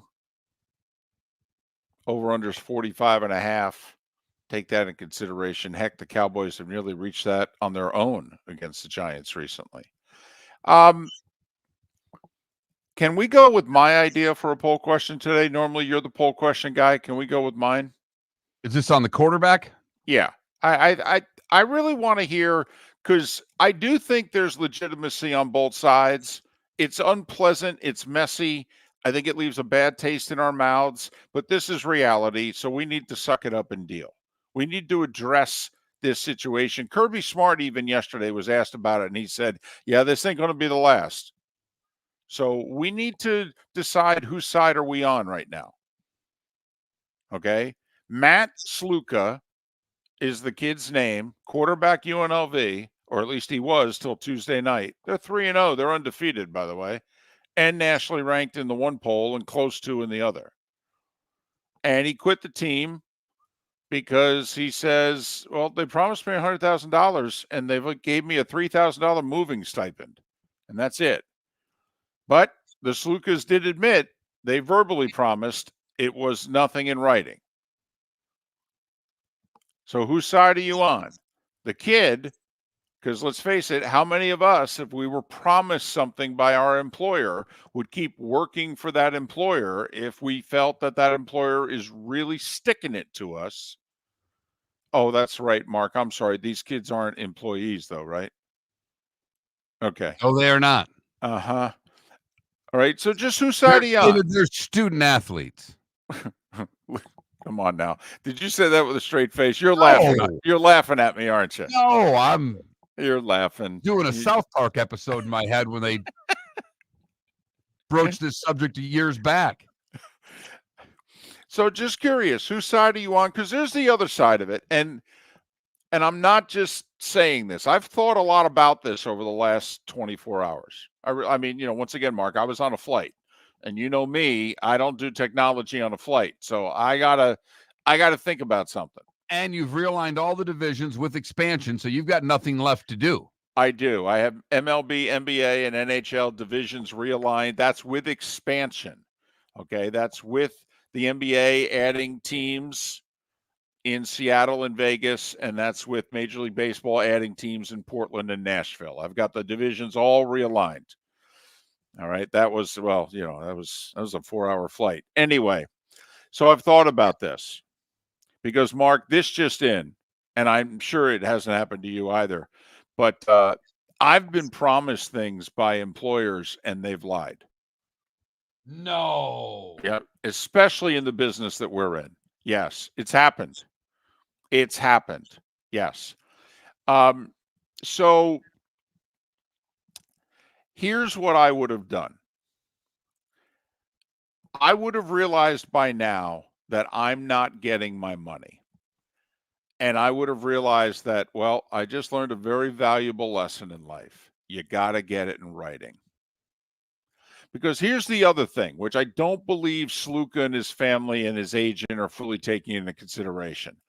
I don't think you're going to get anything out on the free market now. So you think you're going to go somewhere else and get your 50, 75, or 100K, but I don't think you are. Because you're going to get blackballed, so to speak. I think. So I think, unfortunately, we made a mistake. We didn't get it in writing. We trusted the offensive coordinator. Come on, Mark. How many kids have committed to schools based on something that one of the assistants told them, and they get there and the head coach has different ideas? It's happened forever in all sports. Volleyball, tennis. It's happened everywhere. You're promised something and you get there and reality is different. This time it's just money. But you know what I would have done? I would go public. Okay? I would not quit on my team. I would, I'm losing $100,000. That's on me. We learned a valuable lesson I'm going to take through life. Got to get it in writing. Agent also learns it, by the way. You want to stay in this business, you got to get your client's stuff in writing. Yeah, I think the agent could be at more fault here than anybody else. If the kid had an agent, that's his job to get his client paid. No. Mm-hmm. That's his only damn job, David. I agree. It's not the kid's father's job. It's not the kid's job. If the kid hired an agent, the agent has one job: get your client paid. Now, you know me, I would actually take money out of my pocket and give it to the kid if I was the agent, because I would feel awful. Because you're right, Mark, I failed. Well, and you're never going to get another client again. Right. I failed. But if I'm Sluka here, I would go public with this story. Don't know if I'd do it the week of the Fresno State game. Okay, it's a big Mountain West game, and, the whole group of 5, we could make the playoff, blah, blah, blah. But I would go public with this story. Okay, I would get the word out.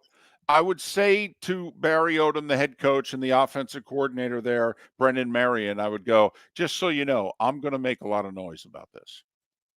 Okay? I mean, I'm going to try to take us to the playoff and what have you.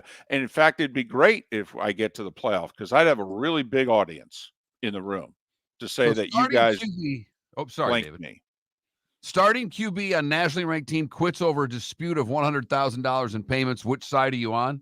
Yeah, quarterback of the school. Yeah, kid didn't get paid. I mean, come on. I think even if we're against what he did, I mean, do we really think he's lying? No, I think the offensive coordinator promised him money. Right. Now, Barry Odom, the head coach, didn't. And Barry Odom, according to the kid's dad, when the dad confronted Coach Odom, he said, well, everything goes through me here. I didn't promise him the money. But I will say, to go from 100,000 to 0 seems odd. When Bud Elliott on the show yesterday said a group of 5 quarterback is worth about $50,000 on the open market. Right. Well, I mean, so maybe I don't think that's outrageous. Yeah, it's top end, but, they thought they'd be a good team. They needed a quarterback. So whose side are you on, the quarterback or the team? That's our poll question today on Miller and Moulton. Let me ask you this. You don't like what Sluka did. Neither do I. Do you think he's lying? No. I don't either. So I think it's the side where both sides can be wrong here. The kid's wrong and the school's wrong. I mean, I actually believe that both can be wrong here. There doesn't have to be a right and sometimes both can be right. And in this case, it looks like the head coach is sticking to what he is saying, is that all deals come through me. Right. Now, you love to hear from the assistant coach. Yeah, well, that ain't going to happen. There's no way Odom's going to let him talk. But UNLV's official statement was also, they didn't deny anything of it. They didn't reference the assistant coach and whether or not a deal was promised or not. They're just saying that they never made this offer to him. And then when he and his family and his agent kept approaching us going, hey, you owe us money, they're like, well, one, we never made the official offer, and two, if we gave it to you now, we'd be breaking NCAA rules. This isn't NIL, this is pay for play. Now, do we think UNLV is trying to, walk the tightrope here? Because, I mean, to us, what the hell's the difference between NIL and pay for play? There isn't one. Right. This is the real world here. Right.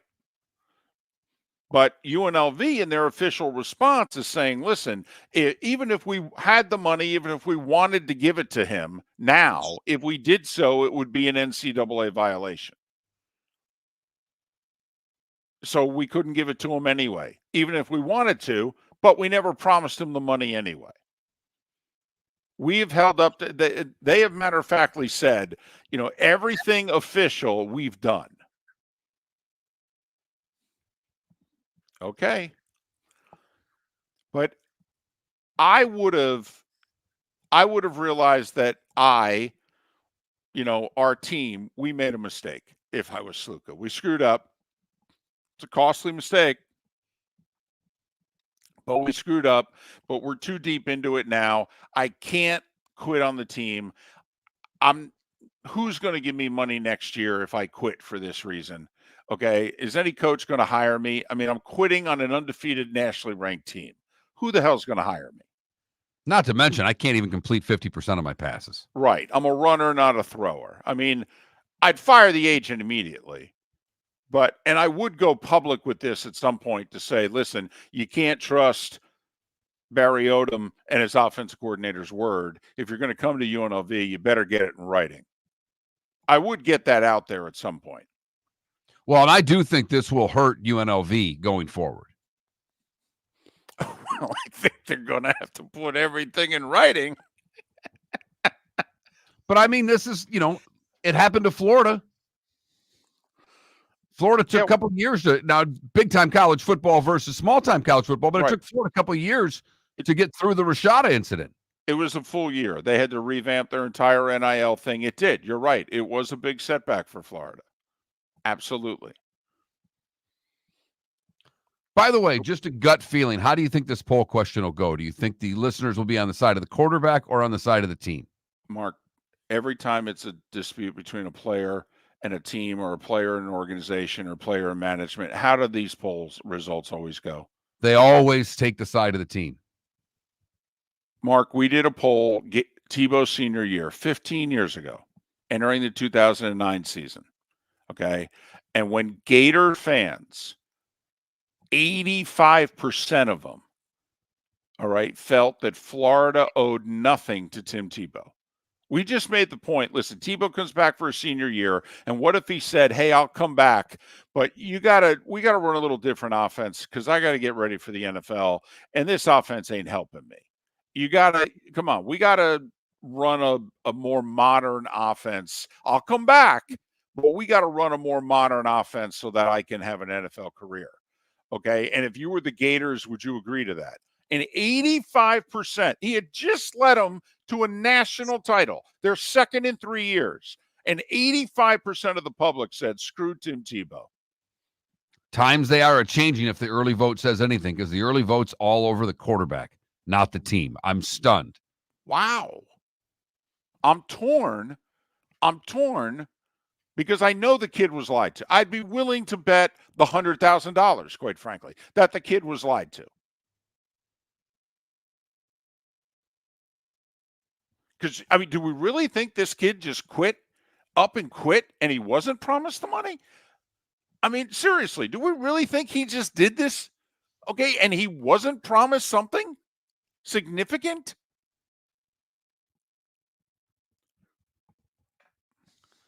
I want to follow this story for a year, though. I want to see if this kid ends up playing anywhere next year. I want to see if someone takes him on, because I wouldn't. Even though you're pretty sure he was lied to. Oh, I'm sure that the OC promised him something.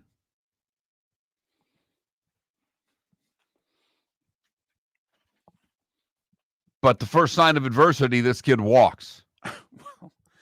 What if we just put it in writing? What if he can't walk? It's right here. Exactly. And I know people are saying he's not a kid. First off, we're in our 50s. Okay. Anyone in their 20s. He's a kid, does. Right. So but you're right. He's a young man. Okay. And he's got an agent and all that. So, okay. Fair enough.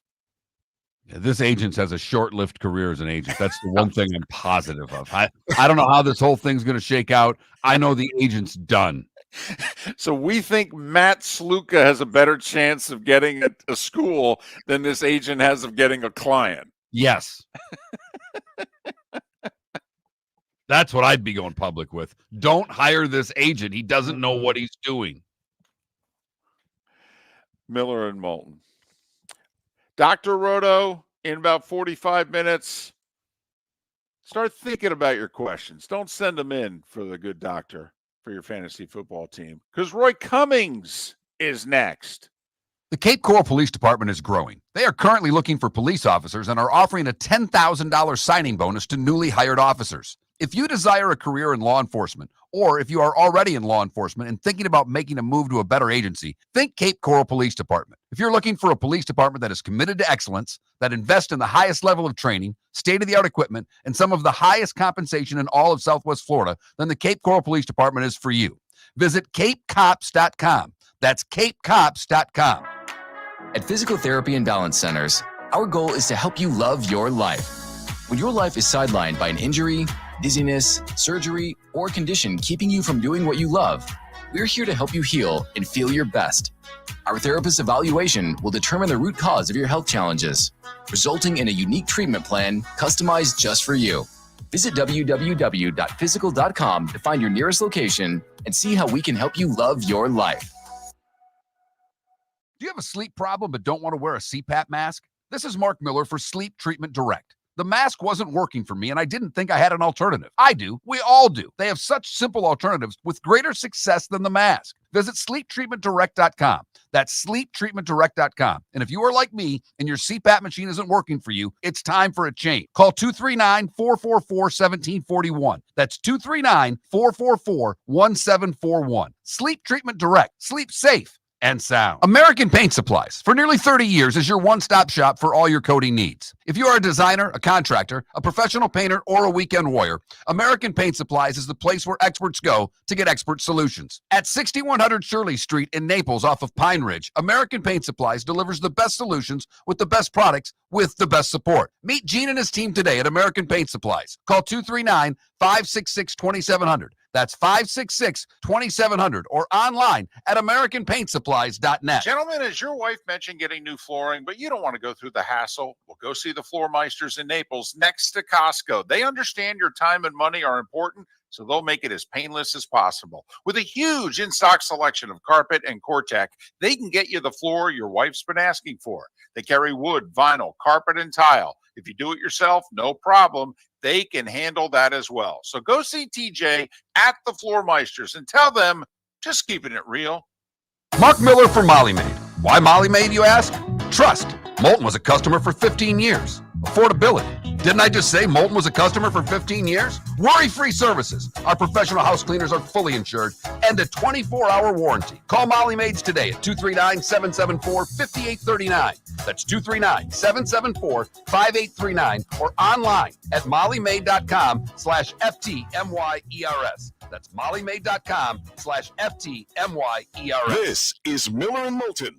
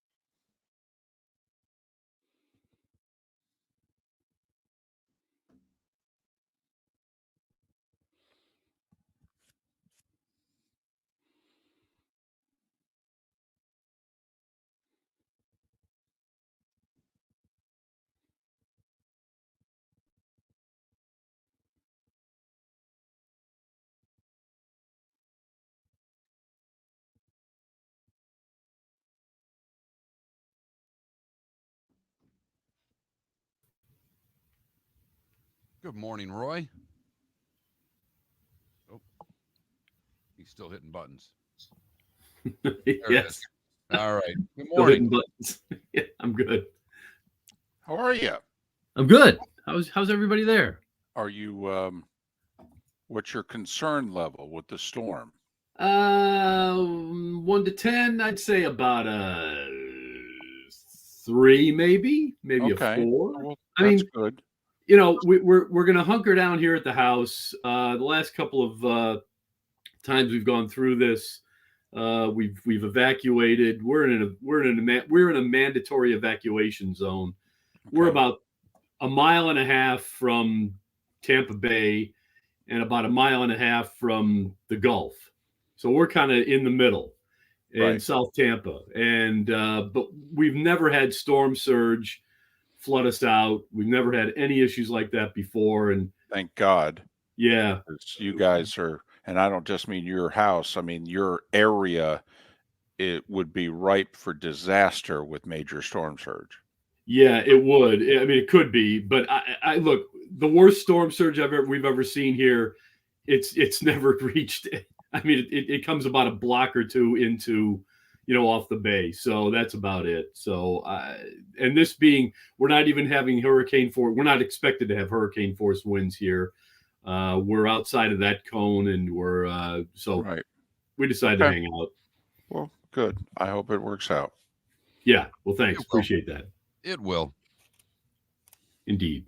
Thank you.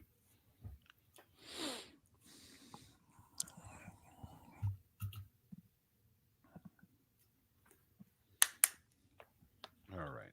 20 seconds.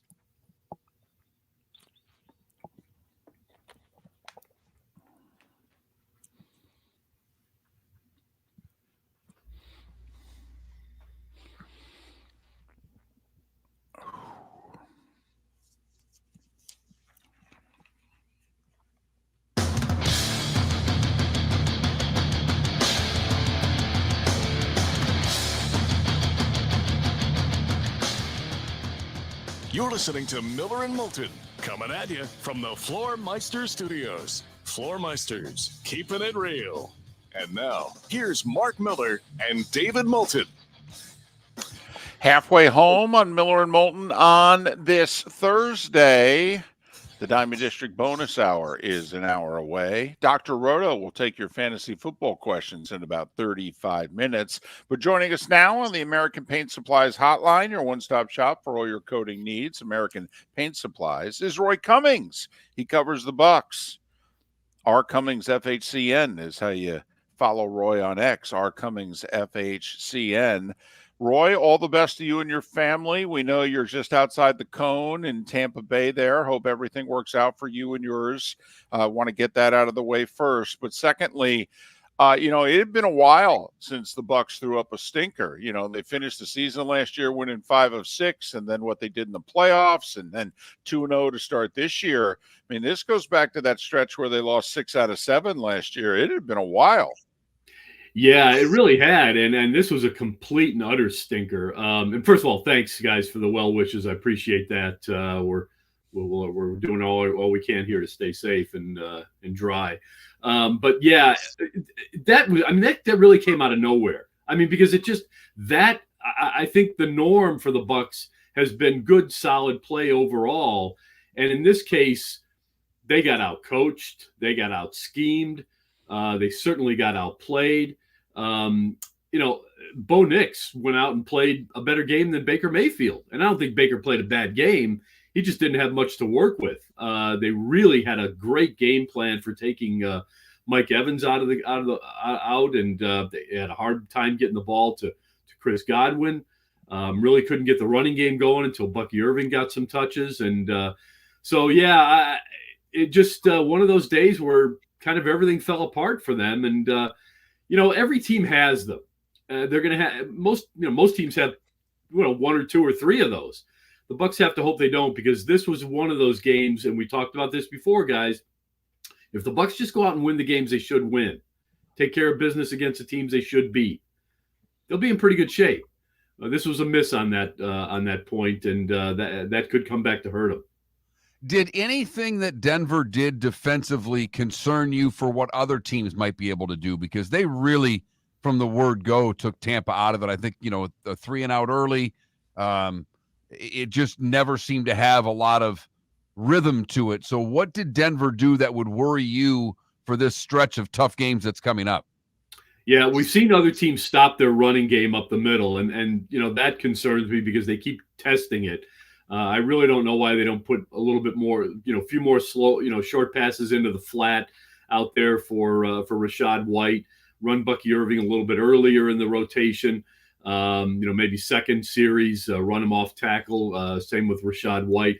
But the biggest concern I had defensively was they took Mike Evans out of the game. Now, look, not everybody's got a Patrick Surtain, but at the end of the day, if you can somehow figure out a way to bracket Mike Evans and double team him in a way that you can't throw to him or you don't feel comfortable throwing to him, that's a problem. So you mix that up with the fact that, the quick step drops and everything else just weren't really enough. I mean, the pass rush is what's hurting the Buccaneers. They just don't have time to set up the offense in the passing game. And I think that's the biggest concern, is the fact that you're taking away weapons, taking away options, and giving Baker Mayfield very little time to scan the field and look for anything beyond the second option, which is Chris Godwin, and didn't always hit him. So it's critical that they give Baker Mayfield time to throw and time to make decisions as to whether to run and whether it's a good decision to run. We're talking about the Bucs, but if I could just spend 10 seconds on the Broncos. I do think, though, that is the value of the rare shutdown corner in this league. You can put Surtain on Evans and say, hey, you got him all day. You can then bracket Godwin, okay? And if Mike Evans isn't out playing Surtain, which, let's face it, it's one guy going to the Hall of Fame and it's another guy who's an elite corner. Yeah. I mean, you could see where Denver defensively could be a problem, because they could, in theory, Roy, do that to everybody, and that's Absolutely. the value of a shutdown corner. Yes, absolutely. Yes. And look, we've seen that happen before, and, it happened, not to a great degree, but to some degree, Mike Evans got frustrated last week. And, that's not a good sign. He gets frustrated. And it happens early. to him, who's the guy with the Saints who's in Evans' head all the time. Yes. You're right. And yeah, that's going to happen. And that happens to Mike Evans. If he's got a fault outside of, the chronic hamstring problems that plague him, it's that he gets frustrated, and he gets frustrated early when teams are really playing him tight, and he got frustrated in this one a little bit. Not that it ended up mattering because they couldn't get the ball to him anyway, but those are problems, and they have to figure that out, and that's where the Bucs have to be a little bit more scheme oriented. That's where Liam Cohen's going to have. That's where his biggest test is going to come from. Look, you've got what you got with the offensive line. It's not great. It's not going to protect exceptionally well. It just needs to protect okay for Baker Mayfield to be effective. But you've got to figure out a way to get some separation with the receivers. And if you've got to run, multiple routes with 4 or 5 guys out there, well, then you got to do it. But I also think that they're up against it a little bit because the right tackle situation continues to be a problem. They've got to give him help. They've got to give School help. And sometimes it's a back, sometimes it's a tight end, but that takes away an option too. And when you're down to 3 options, you're clearly limited. I think Baker Mayfield, excels when he's got 4 and 5 options to work with and enough time to look through them all, as does any quarterback. All right, and the line looks like it's even more banged up heading into this week, which is not a good thing. There are a lot of little dings and things of that nature that I think need to be paid attention to. But now comes a part of the schedule, and you just mentioned it earlier, win the games you're supposed to win. Well, they let one slip away. Now they've got a stretch of games that's very difficult. It starts with the Eagles. You got to think the Eagles are coming in with a little revenge on their mind from what happened to them in the postseason. Yeah, absolutely. No doubt about it. But I also think the Bucs seem to play the Eagles well. They always have. And, it didn't always work out for them, but they've always given them a good game. And I think the same will happen this time around. Look, talk about revenge. I mean, the Bucs are clearly looking back and saying, this is not us. What happened against Denver is not us. That is not how we expect to play 60 minutes of football on a Sunday afternoon. So I think they are very committed, probably very focused this week on getting out there and showing who they really are. And I think they will, whether it's enough to beat an Eagles team that's possibly finding itself. That Eagles team's got some issues and they can be exploited. So let's see if the Bucs can do that. Eagles, Falcons, Saints, Ravens, Falcons, Chiefs, Niners. That's a 7-game stretch that takes them to their bye week, okay? And then they'll play the Giants. If I told you right now, 3-4, would you take it? Or would you go, nope, I'll roll the dice, I'll take my chances? Once again, Falcons twice, Saints, Eagles, Chiefs, Ravens, Niners. I'm going to take my chances, and here's why. I still don't think the Falcons are as good as everybody else wants to make them out to be. I think they're vulnerable. I think they can be defeated. So I would take my chances there. Chiefs, Ravens, that's going to be trouble. No doubt about it. But then the 49ers are kind of beat up too. And I think they're a little bit vulnerable. And I think the Bucs might be good enough to beat them if everything goes their way. Eagles, look, I still think the Bucs are the better team by just a smidge. It's really a matter of just playing good, solid football in every phase. I think they can do that. So I'll take my chances because I think you want to come out of that group 4-3.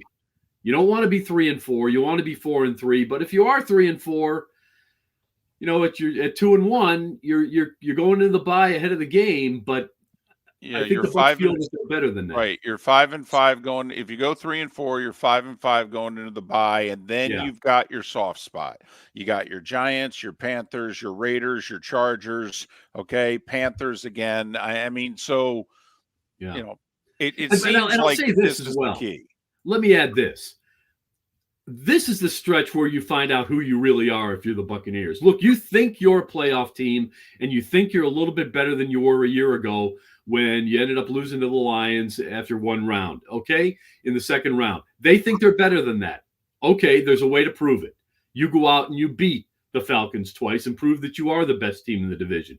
You go out and you give the Chiefs a game, if not beat them, upset them. You find a way to beat the Ravens. You find a way to win more of those games than you lose. If you think you are who you think you are, if you are who you think you are, you've got to win some of those games. You've got to let the league take notice. Just as the league did through the first 3 games or 2 games, there's a chance here for the league to take notice by going out and beating the Eagles. You beat the Chiefs. You beat the Falcons a couple times. You give the Ravens a game, whatever, and you prove through this stretch that you are one of the elite teams in the NFC. Do they need to start using Bucky Irving more? Yeah, he's no doubt. the only one that's getting the carry, getting carries and getting yardage. To me, he's got to be a bigger part of this offense. Absolutely, if only because you've got to develop a running game in order to loosen up the passing game. It's the most basic thing in football, at least offensive football, is, and not every team uses it anymore. Some team uses the pass to set up the run. But no, the Bucs have to do it the other way. They said they were going to be committed to the run. Haven't really seen it here yet. So, Liam Cohen, show me what you've got. You've got 2 very capable backs. They're both a little bit different. Rashad White is a guy that you want to run on the outside. And I think Bucky Irving is a guy who you can slice through the middle and run it a different way. I think they're both very effective, no matter how you use them. So I think it's very important that you start running both of those guys and start wearing teams down early, especially when you're at home and it's hot. When you have that advantage, as you will this weekend, I would think, run the ball. Run the ball. Show us what you got. Yes, you've got a very good quarterback. In my opinion, a top 12 quarterback. But you can't put it all on his shoulders every Sunday afternoon. That's not going to work out for you. Got about 30 seconds. Do you think there's a position now of clear need that Jason Light does have to trade that 3rd-round pick to go get? Is it an offensive lineman? Is it call the Jets and take Hassan Reddick off their hands? You got 20, 30 seconds. Is there a position they have to fortify now? If they like Luke Gedeke as much as they claim to like him, then I think you got to go see what you can do about getting Hassan Reddick, because the injuries up front defensively are keeping you from getting to the quarterback. I think the kids are going to develop in time. I like what I'm seeing out of some of these guys up front, but at the end of the day, if Vita Vea is not there, then Kalijah Cansey's not as effective even when he's healthy. Levante David and the blitzes aren't as effective. Servace Dennis is not as effective. So, yeah, I think if you can somehow swing it, go get Reddick. Roy Cummings, R. Cummings, FHCN is how you follow him on X. Are you suffering from neuropathy? Do you experience stabbing pain, numbness, tingling, or burning in your feet? Are you tired of sleepless nights and avoiding life due to pain? If you've been diagnosed with neuropathy or experiencing pain or numbness in your feet, pick up the phone and call us right now before it's too late at 239-382-7332. Again, that's 239-382-7332. Neuropathy is a very serious and progressive disease where your nerves start to break down. Eventually, it leads to balance problems, falls, complete loss of independence, and can lead to amputation. Hi, I'm Dr. Eric Norrell, DC. Our program addresses the underlying causes and doesn't simply mask your symptoms with medication. In fact, many patients start experiencing relief from neuropathy symptoms within weeks. There's no surgery and no use of prescription drugs. Pick up the phone right now and call 239-382-7332. Call us today at Restore Health. 239-382-7332. American Paint Supplies, for nearly 30 years, is your one-stop shop for all your coating needs. If you are a designer, a contractor, a professional painter, or a weekend warrior, American Paint Supplies is the place where experts go to get expert solutions. At 6100 Shirley Street in Naples off of Pine Ridge, American Paint Supplies delivers the best solutions with the best products with the best support. Meet Gene and his team today at American Paint Supplies. Call 239-566-2700. That's 566-2700 or online at AmericanPaintSupplies.net. Gentlemen, as your wife mentioned getting new flooring, but you don't want to go through the hassle, well, go see the Floor Meisters in Naples next to Costco. They understand your time and money are important, so they'll make it as painless as possible. With a huge in-stock selection of carpet and Cortec, they can get you the floor your wife's been asking for. They carry wood, vinyl, carpet, and tile. If you do it yourself, no problem.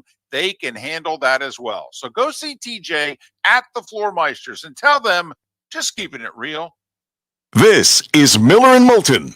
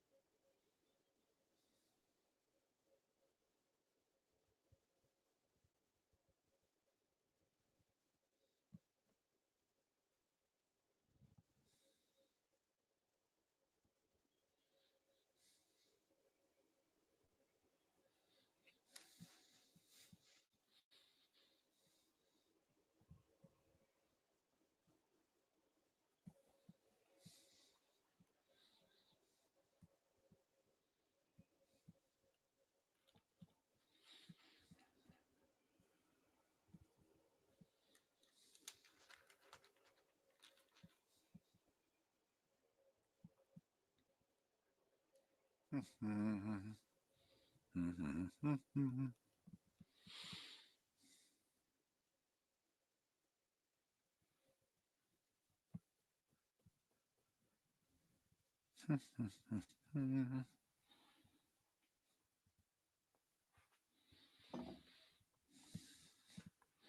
the Bronco fans yelling at each other in the Twitch chat room. There And we yelling go. at us and texting to yell at Broncos fans. It's a joy.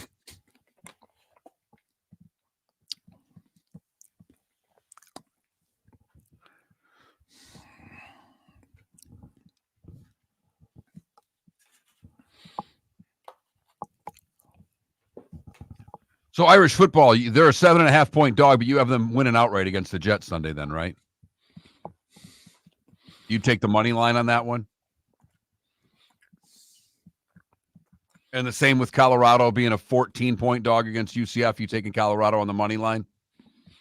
It does seem like a lot of points to me. I got to be honest on that one. You know, the one I can't figure out is BYU's a dog at Baylor.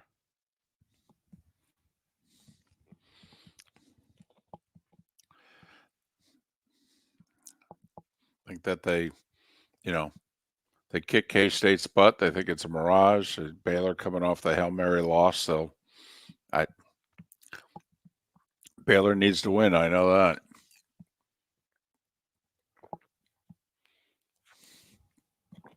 Did you see where BYU just backed out of their home and home with Ole Miss?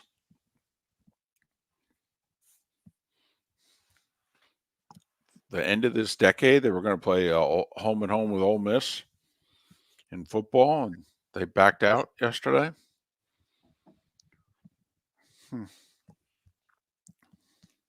Well, I shouldn't say that. They announced it, that the series was canceled. Don't know if Ole Miss backed out. I keep waiting for the SEC to go play 9. So, SEC schools may have to opt out of some of their future scheduling.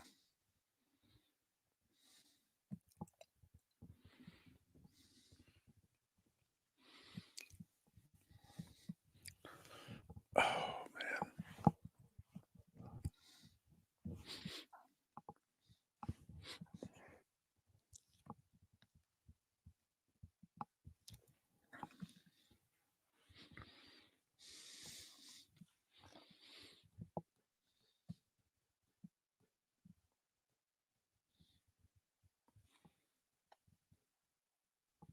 Well, the thing that's tiring is that it's not something that our audience cares about. So I feel as if it's affecting the number of people on Twitch, and it's affecting people commenting on, like, when you guys start. You two are the only two that care about these teams. The Right, only and no one else, no one else then joins in on Twitch, and I just think you're hurting our product. That's,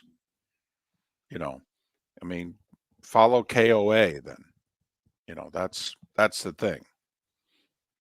You want to throw it in, you want to reference it, you want to, but come on.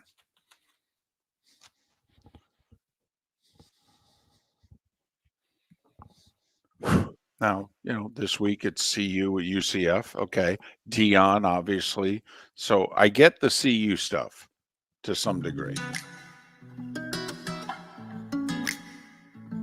Welcome back to Miller and Moulton. Text the guys what's in your mind at 21,000. That's 21000. And now, here's David Moulton.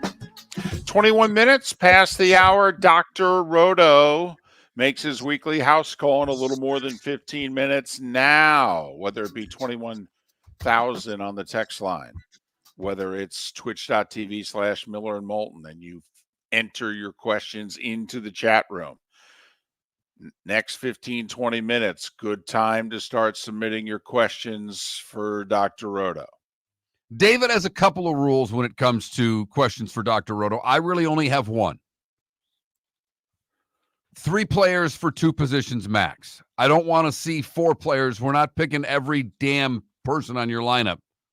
I don't need 4 wide receivers, pick 2. It's too much for the doc. He said so in the past. 3 for 2 is the max that we're looking for. Right. 2 for 1 is ideal. 3 for 2 is the max. Also, if you submit more than one question, I only go with your first. So that's the deal. That's it. I think that's reasonable. We came up with 2 solutions for college football as a whole earlier in the show. We're giving every player 5 years. No more redshirting, no more nothing. Don't care. You get injured, tough break. All right. You need to take a gap year. Yeah, I don't know what to tell you. You get 5 years from the moment you walk onto a college campus. And it could be any college campus. JUCO, NAIA, D2, D3, FCS, don't care. Miller and Moulton say you get 5 years. We have And a poll once question up, though. Mm-hmm. And David, the results right now are shocking to me. Starting QB on a nationally ranked team quits over dispute on $1,000 of payments. Which side are you on, QB or the team? And right now, 75% of you are on the side of the quarterback. Wow. Wow. I am very surprised. Even though I would be willing to bet the $100,000 that he was lied to by someone in a position of authority at UNLV. And it may very well have just been the offensive coordinator during the recruiting process. And Barry Odom, the head coach, is like, we ain't giving him that. And the offensive coordinator's like, well, we say whatever we got to say to get the kid here. But he quits 3-0. Didn't quit in July or August. Didn't quit before the season started. 3-0. They beat Kansas on national television. They're ranked. How many times UNLV have been ranked in football in your lifetime? Not very many, that's for certain, David. I will say, quick sidebar, they should be able to be really good, though, right? We keep talking all the time about who's going to be the next blank.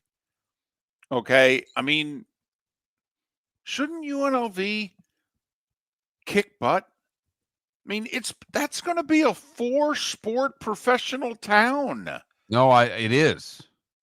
In short order. Because they're going to get an NBA expansion team. Yes. And the A's are hell-bent on coming there for 2028 after 3 years in Sacramento. I mean, so you mean to tell me they also can't be a major player in college sports? I mean, do we really think there's not enough money in Vegas? It's why if I'm the Pac-12, in all seriousness, what do I have to do? Because this could be my bell cow franchise, to be honest with you. All those other teams are bringing in, okay, whatever. I mean, of all the teams out there, Mark, the group of 5, all the programs in the group of 5, and if I tell you in the next 8 to 10 years, one of them is going to be a big deal. Wouldn't they have to be on the short list? I think so. Now, I know it might not matter as much as it once did. It's not like there's a ton of athletes in the greater Vegas area to choose from to get. You've got to go find kids. Mm-hmm. You got to go to LA. You've got to go wherever to get your players. Totally. They are kind of, in their group of 5, I get it. They're kind of like Tennessee. Mm-hmm. Yep. That if you have your act together from a recruiting standpoint and financially you can do it, you have to recruit the way Tennessee recruits. Mm-hmm. It's not Miami where you just put the netting around the 3-county area and say, let's keep them here. Because they don't have the athletes. So that would be my only hindrance into saying that they'd be a big deal. But if they can figure out the money side of it, because the proximity to the player isn't as big of a deal as it once was, as long as you have the money. I mean, the only other group, Memphis, South Florida. I mean, I don't think there's a lot of SMU, but they just bought their way into the ACC. I mean, I'd have them on the index card list of group of 5 schools that I actually think could become a big deal in the next 10 years. Now that it's all about money, are they really not going to be able to get their hands on money? I mean, the old money in Vegas, they were all TARC UNLV boosters. Okay, if UNLV comes to them and says, hey, we're going to tap into the new money, And they'll be like, yeah, sure, let's go. Anyway, I'm done with the sidebar. So what percent are on the side of the kid? Right now are on the side of the quarterback, David. 75%? 75+%, actually. A little more than that. But yes.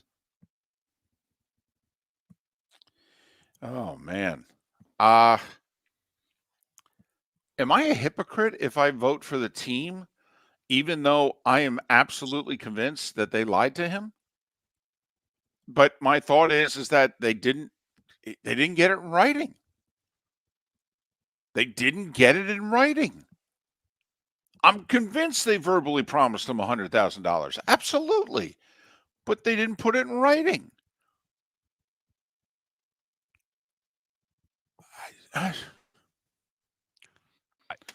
I've thought all along the person on the quarterback side that should be getting the blame is the agent.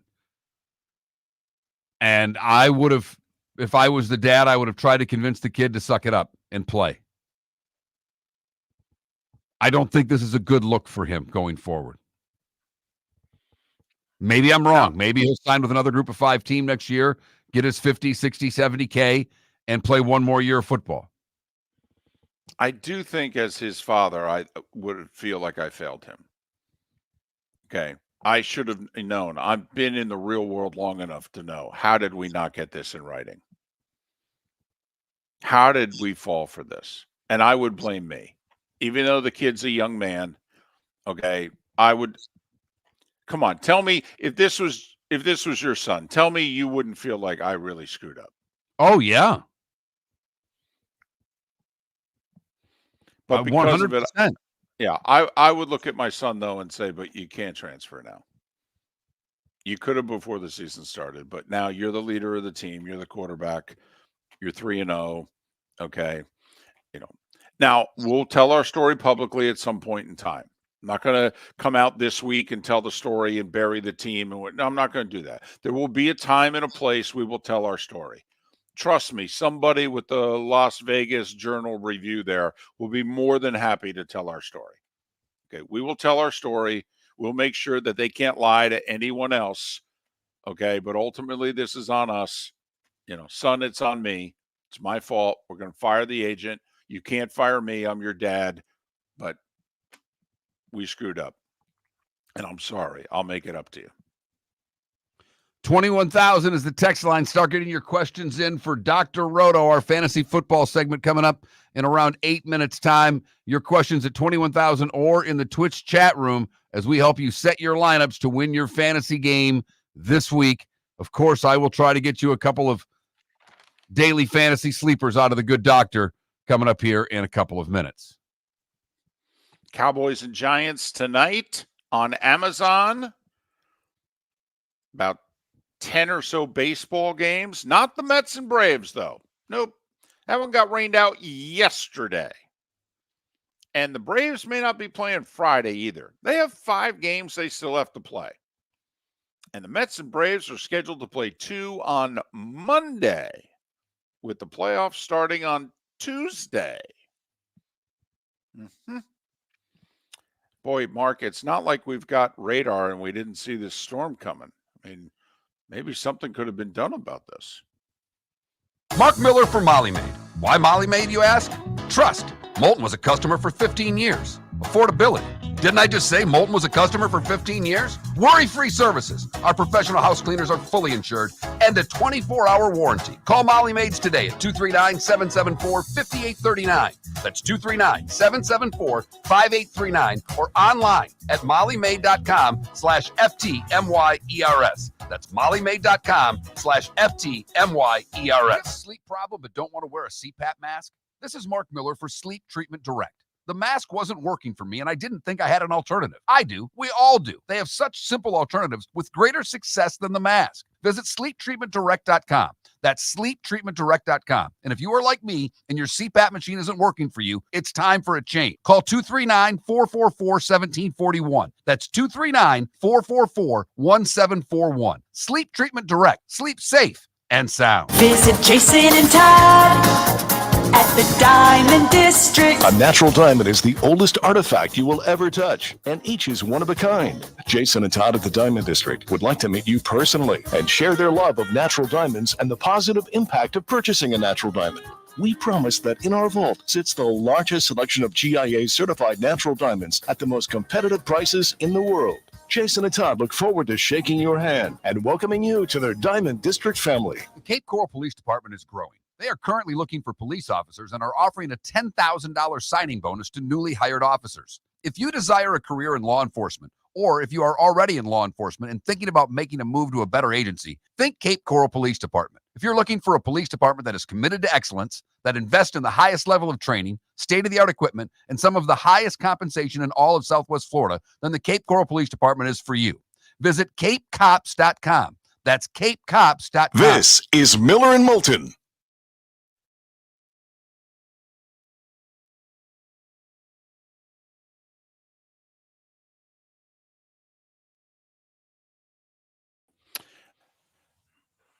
Okay, ambient. That's not what we said. It's not at all. Somebody made the comment that we look frustrated with the Broncos Colorado talk. And specifically me, and I said, what's frustrating to me is I think it's affecting our Twitch audience because this is all you guys are talking about. And the rest of our audience doesn't care about this like you guys do. So they find it, after a while, tedious. Well, we're trying to appeal to as many people as possible.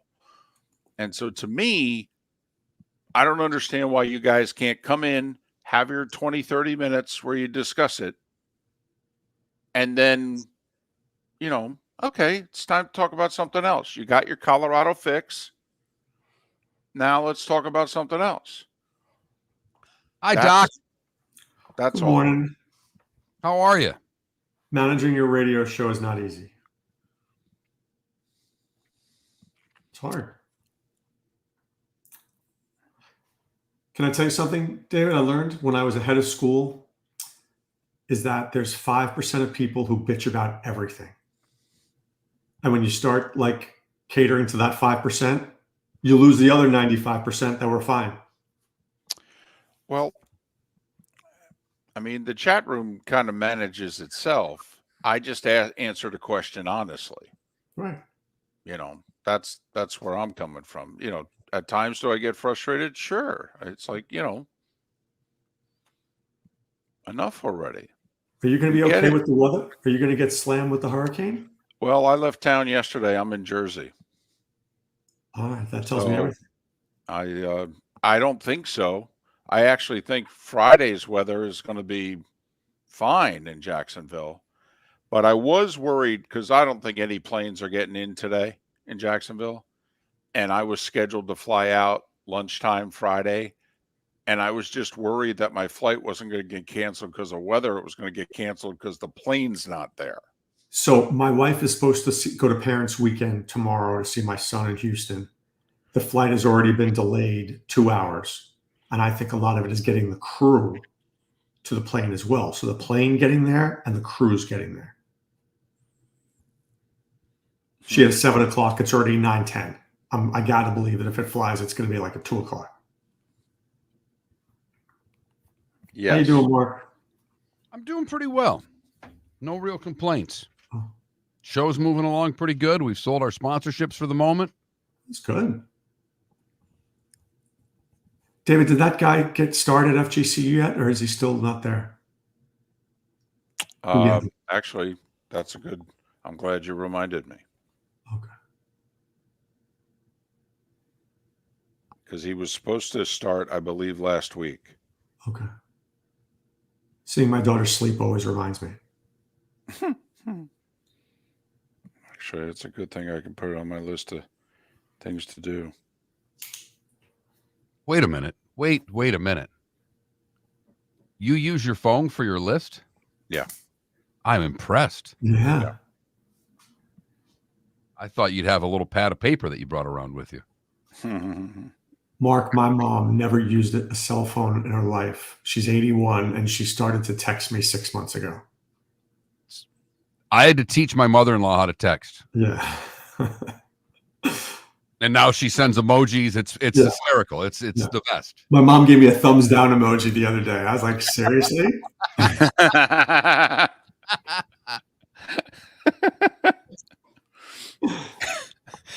I mean, you want her to embrace technology, but only to a point, Mom. Come on. Only positive.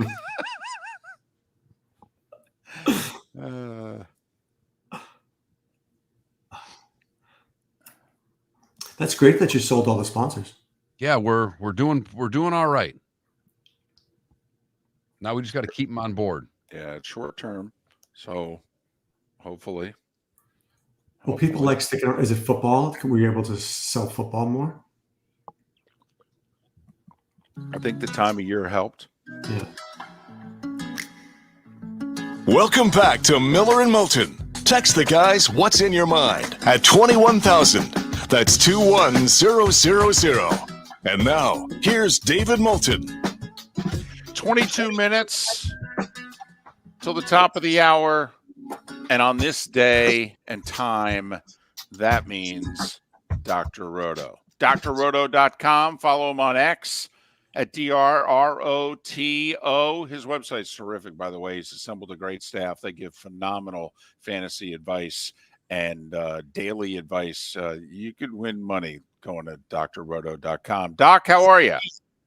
I'm pretty good. Speaking of winning money, did pretty well in Prize Picks last week, but didn't do as well as in DFS. That game, the Eagles and Saints, was a massive fade, and I don't think I got the memo.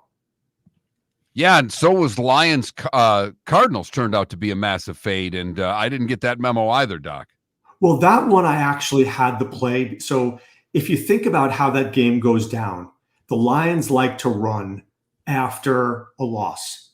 So the leverage play was to play Montgomery or Gibbs because a lot of people were going to be on the receivers. So sometimes to win a tournament, you have to think in that respect, like how can the game go a different way? Like, for example, we always think the Chargers are going to run the ball. Well, what if they don't run the ball this week against the Chiefs? What if they throw? Now all of a sudden their receivers have leverage. So I mean, that's not the smart way to play. But if you want to be my rich friend, that's how you have to think. Well, and especially after they threw 55 times in the loss to the Bucs, you figured they were going to certainly run the ball more against Arizona. Get in your questions for Dr. Roto, 21,000 on the text line. If you haven't texted in the last 2 months, make sure you put in the new keyword Miller, and you could always chime in the Twitch chat room, twitch.tv/Miller and Moulton. Jay Knoll wants to know, Doc, Goff or Purdy this week? Great question. I've got to think it's Goff. You know, he's at home. The last time these guys played together at Detroit, the game exploded in one. My friend actually won $1 million in this game. She stacked the Seahawks and Lions and won $1 million. So you know what? I'm going back to this game. I'm playing Goff. I think they scored 3 touchdowns, and we haven't really seen the Seahawks offense open up. I think we do. We know how hard it is to run on the Lions. So this may be the Geno Smith, DK Metcalf, Jackson Smith, the Jigba especially. I really like him this week. So I'm playing a lot in that game. All right, quarterback question. Mayfield, Rodgers, or Sam Darnold? Yes, that's an actual question. Yeah, I mean, it's a fair question. I think it's Baker Mayfield. So look, you think you know the Bucs after last week. You don't. I think I don't know if I mentioned it to you. I liked Denver last week, and I liked Bo Nix last week. It felt like a trap game to me. They just come off the Lions win. Now you're playing a stinky Denver team at home. You don't put in the work. Well, Baker Mayfield knows they didn't put in the work. Now the Eagles are coming off their big road win. Now they're coming down to Tampa. I think this is where Tampa steps up and Baker Mayfield has a big game. Nell Skyer asks, is now the time to drop Zamir White? I wish it was 3 weeks ago for me. The guy's killing me, literally. And the sad thing is, I still like him as a player. It's just that they're not running the ball with effectively at all. And It got messy at the end of that game last week with Gardner Minshew. They were talking about bringing in Aiden O'Connell, which I think they will do at a moment's notice if Minshew keeps screwing up. This could be a very low-scoring game. I don't think I want any part of it. Tight end question for you. Ferguson or Likely? Look, I mean, can we argue that Ferguson may just be the best fantasy tight end right now? It's not Travis Kelce. It's not Mark Andrews. I mean, Ferguson produces week in, week out. Likely is a very good player who is going to have weeks where he pops, but then he's going to have weeks where he does nothing.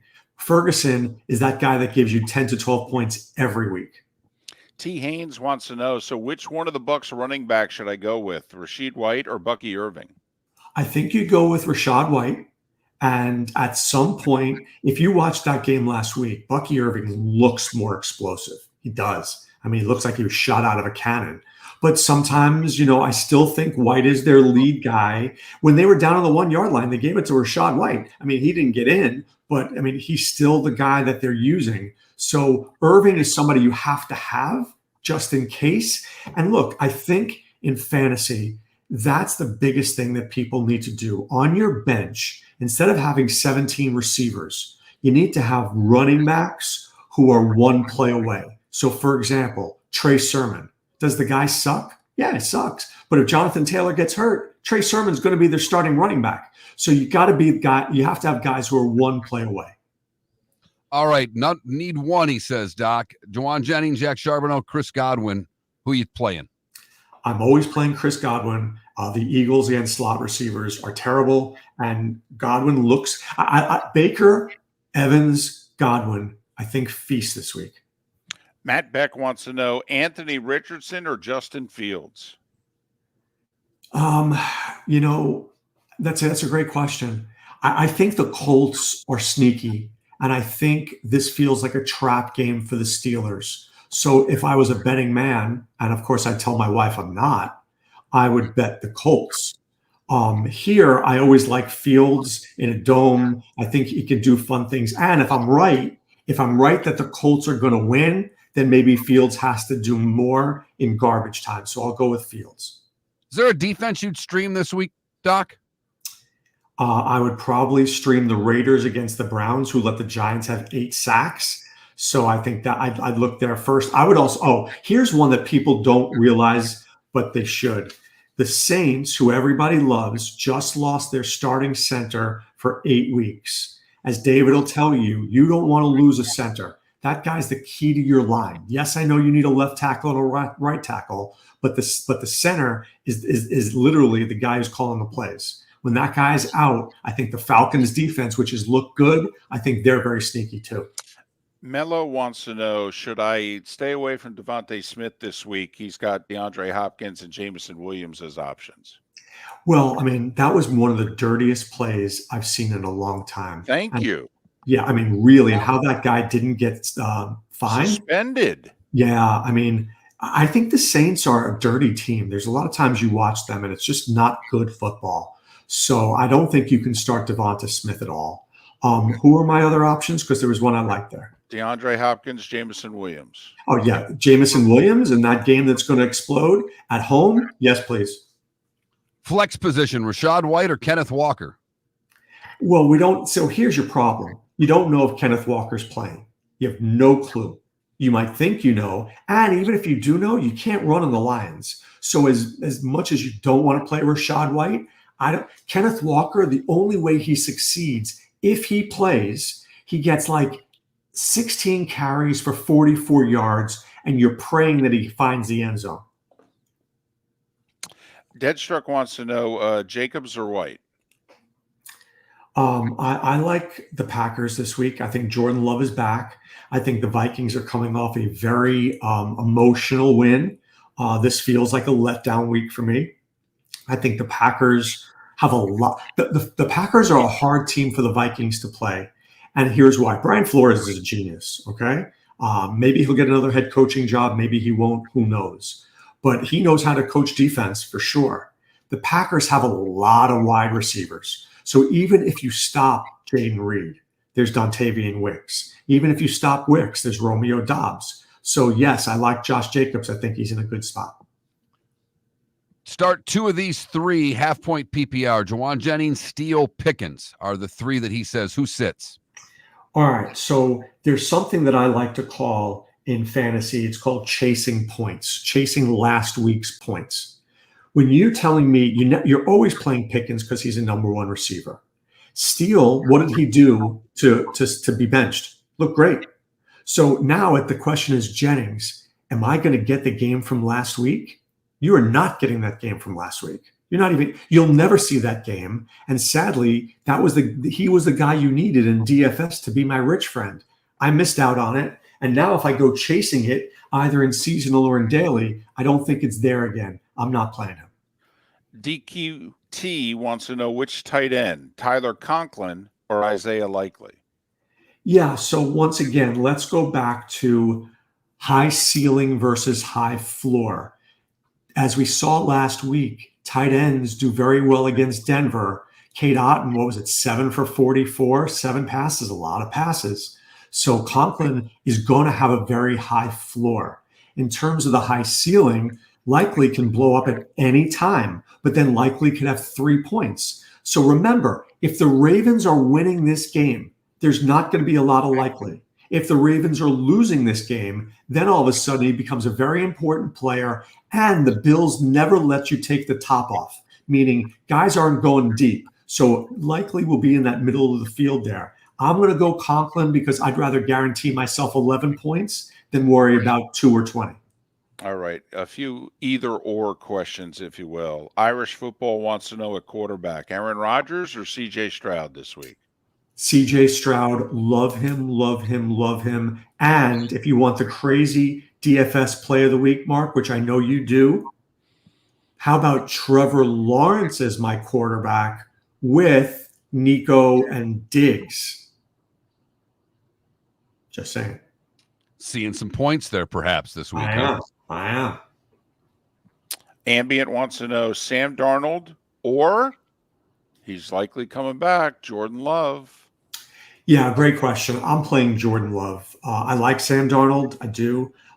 Jordan, there's a very good chance Jordan Addison is back. He's a sneaky start because Eric Stokes might be the worst number 2 cornerback in the NFL. But give me Jordan Love. I mean, the guy's Sam is going to go for like 230 and 2, but Jordan Love could go for 240 and 3 or 4.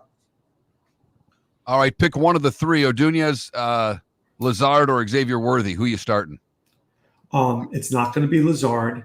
So the question is it Odunze or Worthy? Now, I do expect that Keenan Allen is going to be back, but you can do a lot against the Rams. You can. You have opportunities. That said, Chiefs-Chargers, we haven't seen much of Worthy, and the Chargers secondary is not very good. Give me, if Keenan Allen is back, give me Worthy. And Allen has a fascinating question. All right. Buy, sell, or hold on Tyreek Hill? That is a good question. So here is your answer, Alan. If Tyler Huntley is the quarterback, it's a hold. If Skylar Thompson is the quarterback, I've already sold Tyreek Hill by the time I finished answering this question. Skylar Thompson, did you see that play, David, where they begged him to throw the ball deep and he wouldn't? What's up with that? What's up with the fact that they've had him on the roster for 3 years and they've kept him? I mean, honestly, Miller and Moulton don't understand it. We've gone off on this twice this week that this you've watched him for 3 years and you were confident that this is the backup quarterback on a playoff team? No, not even that. This is a fireable offense because you knew that your starting quarterback was one hit away from being an arrest home in Boca. To finish the thought, though, you said you're selling him if it's Skylar Thompson and you're holding him if it's Huntley. Correct. What if it's Tim Boyle? Like I know, but I have to admit the offense looked like a professional offense in the second half. Yes, it did. And Boyle threw a couple balls in good spots. It's a hold / sell. But the truth is this: if Tyreek Hill is worth $1, Right now, to sell them, you're getting 40 cents. I can't ever do that. So I have to hold and wait for his quote unquote big game and then sell them, because I don't want 40 cents for my dollar. I know I'm never going to get the full dollar back, but maybe I could get 80 cents, and 80 is a lot better than 40. So you'll hold them for a month till Tua, in theory, comes back. I don't think Tua's come back. I really don't. When Mike McDaniel's kissing you and saying, go be with your family, I don't know. Feels like Al Pacino kissing Fredo in The Godfather. I don't know. I think then it's Mike McDaniel who's going to end up on the boat if that's the case. But okay. Put it this way: no matter who's quarterback in Miami, that's not Tua. We all need to say a Hail Mary. That's the one thing that's true. He's Dr. Roto, drroto.com, drroto.com, and that's how you follow him on X at Dr. Roto, and he joins us every week at this time. Doc, stay safe with your family. Hope the storm avoids you in the 239, and also your children who are out at college. And we'll talk to you soon. Same to you and yours, and all the listeners. Be well, guys. See you next week. Dr. Roto joins us. Final segment in our 8 o'clock hour on Thursdays to talk fantasy football, and you send in the questions and we fire away. He's going Trevor Lawrence. That This is what Doc does, though. Yeah, when they're at the bottom and everybody else thinks that they're done, that's when he's ready to play a guy. Right, because he's trying to win big. So he's willing to roll dice like that. JP Shadrick, one of his jobs is to talk about Trevor Lawrence, and he's next. American Paint Supplies, for nearly 30 years, is your one-stop shop for all your coating needs. If you are a designer, a contractor, a professional painter, or a weekend warrior, American Paint Supplies is the place where experts go to get expert solutions. At 6100 Shirley Street in Naples off of Pine Ridge, American Paint Supplies delivers the best solutions with the best products with the best support. Meet Gene and his team today at American Paint Supplies. Call 239-566-2700. That's 566-2700 or online at AmericanPaintSupplies.net. Gentlemen, as your wife mentioned getting new flooring, but you don't want to go through the hassle, well, go see the Floor Meisters in Naples next to Costco. They understand your time and money are important, so they'll make it as painless as possible. With a huge in-stock selection of carpet and Cortec, they can get you the floor your wife's been asking for. They carry wood, vinyl, carpet, and tile. If you do it yourself, no problem. They can handle that as well. So go see TJ at the Floor Meisters and tell them, just keeping it real. Mark Miller for Molly Maid. Why Molly Maid, you ask? Trust. Moulton was a customer for 15 years. Affordability. Didn't I just say Moulton was a customer for 15 years? Worry-free services. Our professional house cleaners are fully insured and a 24-hour warranty. Call Molly Maids today at 239-774-5839. That's 239-774-5839 or online at mollymaid.com/FTMYERS. That's mollymaid.com/FTMYERS. The world-famous cigar bar started as a neighborhood place in downtown Fort Myers, and now it's a brand, a destination, with 4 locations. The original place, Henry Street, Fort Myers, Gulf Coast Town Center, on Southeast 47th Terrace off the Cape Coral Parkway, and the Lounge on West 1st Street in Fort Myers. A place to go, whether you just need a relaxing drink and a smoke after a tough day at work, or a place to go celebrate. From relaxation to celebration, the world-famous cigar bar. At Physical Therapy and Balance Centers, our goal is to help you love your life. When your life is sidelined by an injury, dizziness, surgery, or condition keeping you from doing what you love, we're here to help you heal and feel your best.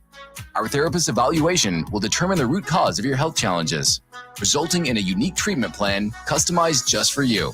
Visit www.physical.com to find your nearest location and see how we can help you love your life.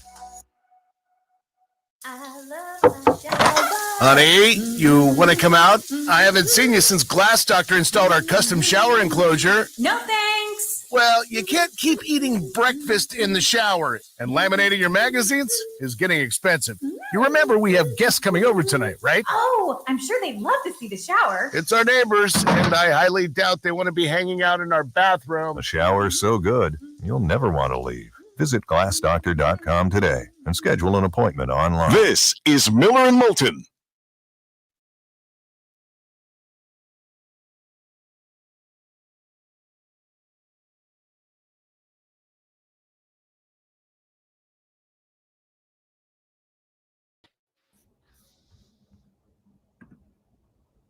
Morning, sunshine. Oh, hi. Hey, guys. How's it going? When are you traveling? You going to Tomorrow, wait it out?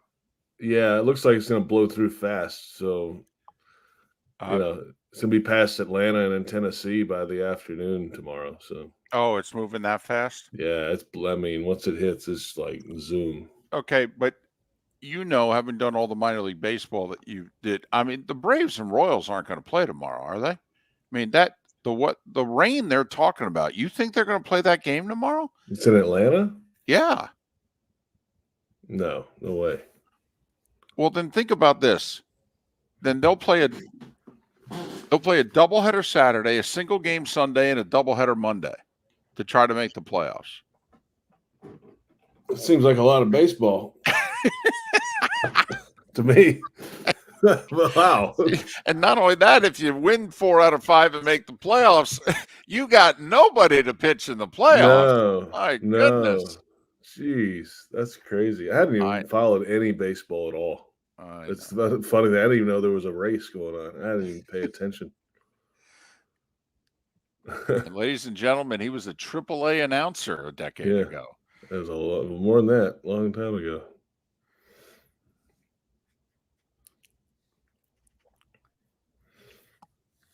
So I'm in Jersey, by the way. I got out yesterday because I was worried that the weather was going to be okay on Friday, but I was worried that my plane wasn't going to get in because I don't think anything's getting in today. Right. So it's just a matter of, would my Friday plane get in Friday? Yeah, I'm curious about that a little bit, but I think, if push comes to shove, if it comes to by about noon, you can drive it. I can just drive and get there. Yeah, whatever. You got OU Auburn? I got OU Auburn. Then I come back Saturday night, Jags Sunday. Then I drive to Miami Sunday night because I got Monday Night Football in Westwood. Titans, Dolphins. That should be a barn burner. Yeah. Ooh, we already know our poll question of the day on Monday. Who's the better quarterback tonight, Will Levis or fill in the blank? Want to start the week off as snarky as we can. I've got, let's see, there are question marks about 5 of the 6 quarterbacks I'm covering this week. That's true. Oklahoma bench theirs. Yeah. Auburn's guy sucks. They don't know who's going to start at Auburn yet. Right. And we know what's going on with Trevor. And then CJ's fine. And then Will Levis, who knows? And they haven't figured it out yet in Miami this week. So. TBD with the Dolphins. So, yeah. Yeah.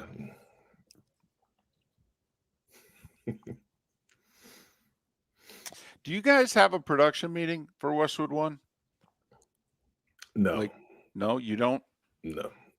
So you just in theory, if we needed to, I could probably get Monday morning, there's not a conference call or nothing. So it's just you and the color guy and the sideline person just communicating and showing up at the stadium. Yeah, and then going around when we're there and talking. It's just because everybody's got because I got Ross Tucker on Monday. He's got CBS game on Sunday and out west. So there's people coming and going all over the place.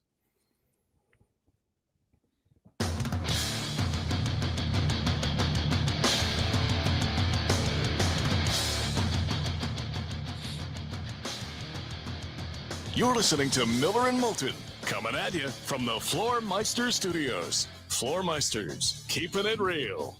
And now, here's Mark Miller and David Moulton. And it is the Diamond District bonus hour on this final Thursday of September. And this day and time means JP Shadrick. He of the Jags Radio Network, and he's very busy with Westwood One, college football Saturday, Oklahoma, Auburn, Monday Night Football, Tennessee and Miami. He is slumming right now, making time for us on the American Paint Supplies hotline, your one-stop shop for all your coating needs, American Paint Supplies. Well, rest that voice, but not for the next 12 minutes. How are you? I'm well. Good morning, and I hope everybody over on the Gulf Coast is doing well. It's this one's coming fast, and it's going to be a nasty one, it looks like. So hope everybody got out of there and is in a safe place right now for sure. Absolutely, and thank you for that. All right, you know who's not in a safe place right now, JP? The Jags. What the hell happened in Buffalo? They got their ass kicked all over the field, every aspect of the game from start to finish. And the defense had zero answers, running around in man coverage, had zero pass rush. Yes, Josh Allen gets it out quickly, but they hit him one time in the whole game. And it was Mason Smith, the rookie, who hit the quarterback. I don't even know if he hit him. It might have been the backup later. That was obviously the number one thing. They just couldn't stop the Bills. I mean, 5 touchdowns, 5 drives, night. And then the offense had no answer. The one drive, well, they go 3 and out after the opening touchdown. Okay, here we go, right? That's not a great start. Okay, that's early. Don't panic. It's fine. Bang, Bills score another touchdown, 14-0. Uh-oh, okay, now they need this drive here. And they just slowly kind of churn out a drive, a 4th down conversion, and it's like the 14th, getting into the teens now on this drive. And then, illegal formation. Oh, stalls the drive, field goal. Jags are on the board 14-3, and then it was just from there, they couldn't do anything else the rest of the night. Quarterback didn't play great. Offensive line, Cam Robinson got beat all night. They've got a lot of issues. And are they better than that performance? They feel like it. But the time for talk's over, right? That's what Doug Peterson said. There's no rah-rah speeches. How could Monday have happened? We all know the desperation they were in at 0-2. How in the world? It's one thing if they'd lost to the Bills. Bills are a good team. Okay. How in the world do they get humiliated in a desperate situation? This week is the week where they have got to save their season. And how does that performance happen? That performance screams, we got major issues here. Yeah, it does. And, just the short time I was in the locker room yesterday, there weren't a lot of answers. There weren't a lot of guys in there. I had to get back for a show, so I was only in there for about 10 minutes, unfortunately. Everybody's going to have the same answers. Oh, there's football left, but we got to figure some things out now. And they lost the spirit of that game. And I don't know. The only way to get that back is to have early success and go win in Houston. If they do that, then guess what? I mean, they're a game back in the division, right? Which is odd to say, right? Right. So it's right there in front of them. And I'm guessing that's what the coaching staff and Doug Peterson's telling them. Hey, guys, everything's still here in front of us, even at 0-3, even with the performance. You can't go into a shell like that anymore. You just got to go play. You got to go play better, and we've got to coach better, all the things. But at some point, there'll be a belief or a disbelief in that they're in it. And if they are to go down, I think, a couple, 3 scores in this game, if they don't fight back in this one, then you got really big problems. And it's going to be a long year. Their defense has to start forcing some turnovers. I mean, I look back at this season, JP, and the fumble that got punched out that goes in the end zone, it's like the season completely changed on one play. But that defense has to start giving their offense some opportunities. And as badly as they played against Buffalo, they got to figure out a way to get a few takeaways. They're the only team in the league without one. I mean, you can't have that. I mean, that's not even yeah. I mean, first off, slow them down and not allow them to score. Let's start there, right? That almost didn't happen the other night. They almost scored on they could have scored on every possession had they kept everybody in and really wanted to put the pedal down. That's what it felt like the other night. But, yeah, I mean, they're the 4th team in league history to have 85 more points allowed and no takeaways in the first 3 games. I mean, this is not great. The other teams that did it, none of those teams won more than 6 games that year. Now, okay, is the talent better? In theory, it should be, but it's not showing it right now. There's injuries piling up on defense. That doesn't help. Foye Oluokun's down for a little bit. He's the guy who gets the plays in the huddle, like the yellow sticker in his helmet. That's not great. The secondary's dinged up. We might get Darnell Savage back this week. We've only seen him 1 week. I mean, who knows? There's young corners out there. Tyson Campbell's still down.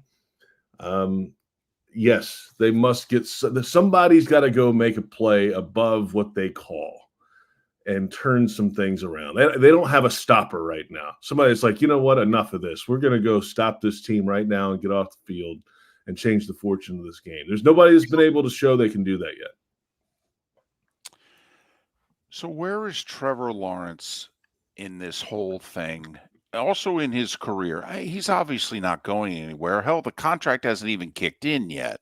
Okay, so he is the franchise. I mean, we will replace everyone else before he is going somewhere else. But JP, what concerned the two of us, for what it's worth, that interception to Damar Hamlin is about as bad as you can throw a ball from a wide open, clean pocket in the NFL.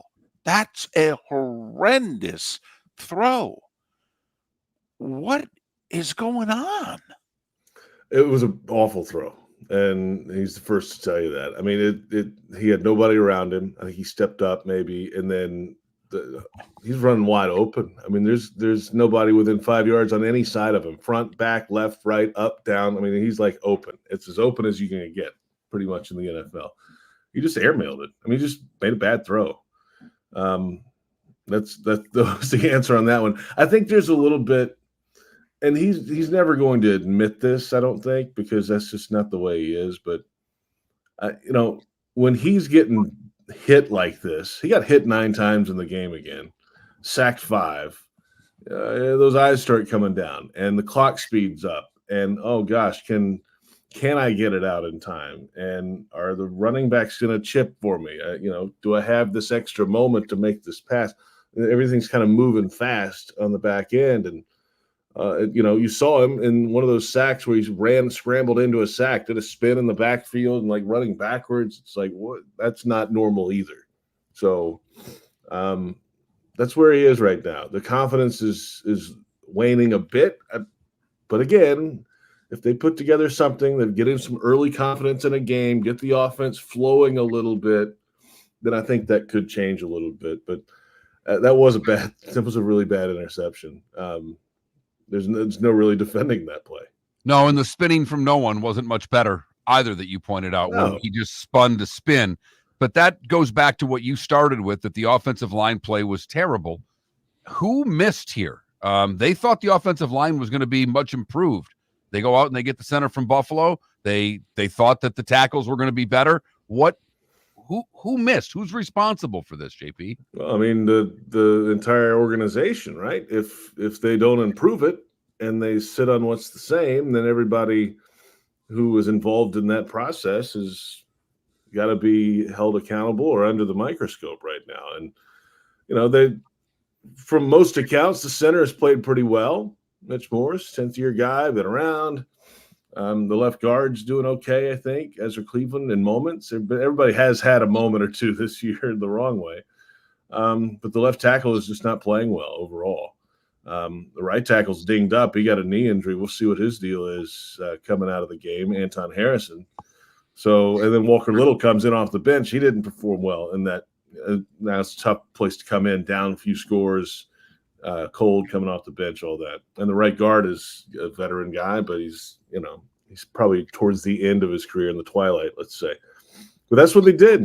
That's what they rode with and felt like they could get better as a collective group. And so far, it's not even close. I mean, they're having issues running the football and then certainly issues protecting the quarterback because they can't get 4 on first down. 2nd and 6 is a big difference in 2nd and 3rd and 10 in this league. So that's where they are. And there's not help on the way. I mean, this is the group they're going to have, and they got to roll with it now and just hope that somehow they can figure out a way to stand up. You've been with this organization for over a decade, correct? This is my 13th season. Yeah. Right. This seems like, because, you had a lot of bad teams that you've had to broadcast about. But you knew early on that I'm likely broadcasting about below 500 teams. It's just a matter of how below. This has to be the second most disappointing position that this organization's been in under Khan's ownership, only coming out of the AFC Championship year when it fell apart and they went 6-10. That I would guess was probably the most disappointing season so far because they were 6 minutes from the Super Bowl. But I mean, this is stunning. I can hear it in your voice. Like, you're usually a little snarky with us. You give it back to us. There's no zingers coming from you today. No, we got no ammo. I mean, where am I supposed to come from? I got, like that's what it is. But is it as bleak as I'm, painting? When you start hearing things in week 4, like, hey, we've got to kind of dig in with each other and we care about each other and all this stuff. There's certain things you hear. Usually you hear them about week 10 and when things aren't going well and, we got to make a rally for December and after Thanksgiving and see if we can make the playoff run. But you're hearing some of that stuff now that we heard in the years where things weren't going so well and weren't expected to go well. So that's the concern. Can they overcome that? Yeah, play better. But I don't know. We'll see if they do or they don't. It's a tough stretch. These division games are tough now. Houston on the road is a tough place to play. JP Shadrick, after the weather subsides, he is headed to Auburn for Oklahoma-Auburn on Westwood 1. Touchdown radio. Oh, sorry. Touchdown radio for Oklahoma-Auburn. Mm-hmm. Jags radio network, obviously, Jags and Texans, and then Westwood 1 for Tennessee and Miami Monday Night Football. JP, safe travels. Have 3 great broadcasts, and we'll talk next week. Thanks, guys. We'll see you then. JP Shadrick joining us on the American Paint Supplies Hotline. The world-famous cigar bar started as a neighborhood place in downtown Fort Myers, and now it's a brand, a destination with 4 locations. Wow. The original place, Henry Street, Fort Myers, Gulf Coast Town Center, on Southeast 47th Terrace off the Cape Coral Parkway, and the Lounge on West 1st Street in Fort Myers. A place to go, whether you just need a relaxing drink and a smoke after a tough day at work, or a place to go celebrate. From relaxation to celebration, the world-famous cigar bar. At Physical Therapy and Balance Centers, our goal is to help you love your life. When your life is sidelined by an injury, dizziness, surgery, or condition keeping you from doing what you love, we're here to help you heal and feel your best. Our therapist evaluation will determine the root cause of your health challenges, resulting in a unique treatment plan customized just for you. Visit www.physical.com to find your nearest location and see how we can help you love your life. American Paint Supplies, for nearly 30 years, is your one-stop shop for all your coating needs. If you are a designer, a contractor, a professional painter, or a weekend warrior, American Paint Supplies is the place where experts go to get expert solutions. At 6100 Shirley Street in Naples off of Pine Ridge, American Paint Supplies delivers the best solutions with the best products with the best support. Meet Gene and his team today at American Paint Supplies. Call 239-566-2700. That's 566-2700 or online at AmericanPaintSupplies.net. Gentlemen, as your wife mentioned getting new flooring, but you don't want to go through the hassle, well, go see the Floor Meisters in Naples next to Costco. They understand your time and money are important, so they'll make it as painless as possible. With a huge in-stock selection of carpet and Cortec, they can get you the floor your wife's been asking for. They carry wood, vinyl, carpet, and tile. If you do it yourself, no problem. They can handle that as well. So go see TJ at the Floor Meisters and tell them, just keeping it real. This is Miller and Moulton.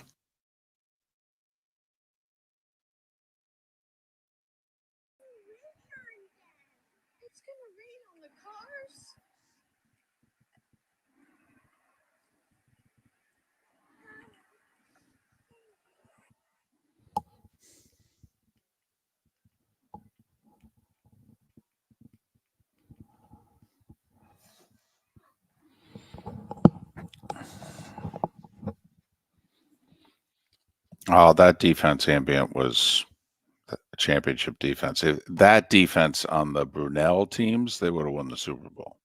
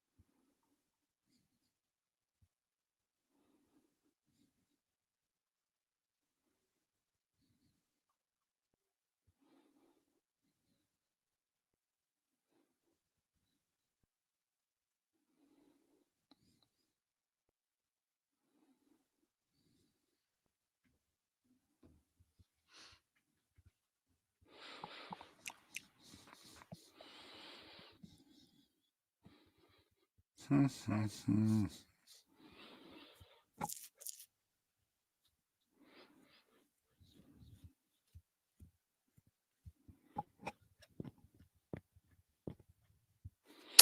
Adam, that or would it be the 62-7 over the Dolphins? Both those wins put them in the AFC Championship game.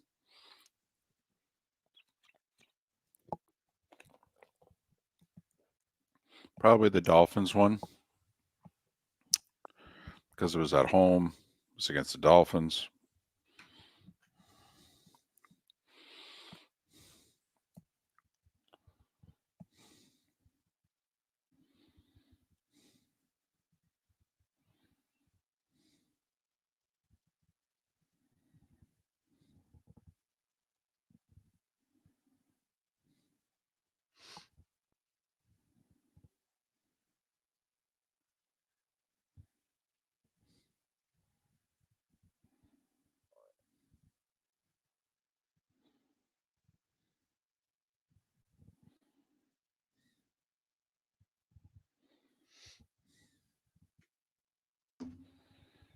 Do you answer reviews, Mark?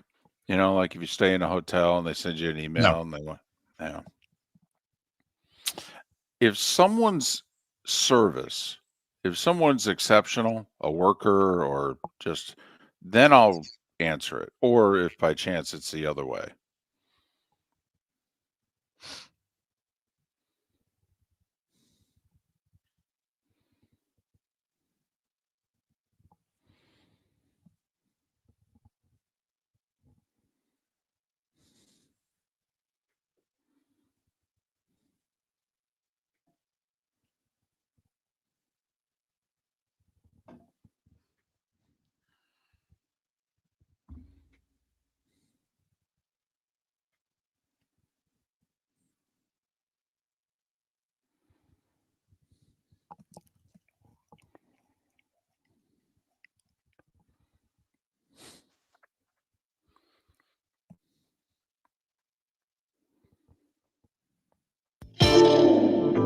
Welcome to the bonus hour, brought to you by Jason and Todd at the Diamond District. And now, here's Mark Miller and David Moulton. 21 minutes past the hour. Miller and Moulton, Diamond District bonus hour for the 239 and the 904. And of course, hoping that everyone and your extended friends and family will, get through the next 24, 36 hours. Okay, that's just in the Sunshine State. Never mind if they're elsewhere in the country, particularly in the Southeast, which is where this thing is going to just dump a whole bunch of wind and rain. So hope everyone is okay. Mark, I'm not sure the Atlanta Braves are going to be okay, though. David, this is I like the Braves. I've always had a soft spot for the Braves just because of TBS and going way back to some old Braves teams when we first started getting the national coverage of their team. You Dale Murphy guy, were you? Hell yeah. Bob Horner? Love me some Bob Horner at third. I love the old launching pad. I had no problem with the launching pad. I didn't care the ball's flying out of there. Whatever. I like the little teepee. Okay, that they had stationed there. I think it was in left center field. Yeah, I was into, and the Braves were lousy, but I was a Mets fan and the Mets were lousy. So I'm like, this is cool. For me, it was just baseball on TV that you could watch at night. That was a new thing. So I got into the Braves. They got off to that great start one year, started calling themselves America's team. So I have a soft spot for the Braves. Okay. But I don't right now because all of what's going on, a lot of it, the Braves are responsible for. They could have got the game in yesterday. They could have played it in the afternoon. And now the Braves are in a spot where they could be playing 5 games in 3 days. So in baseball, the way it works is the home team has the authority. Now, the home team can ask the visiting team, hey, would you mind doing this, doing that? If the visiting team agrees, then okay, they do this or that. So Mets and Braves were both off Monday. The weather's coming.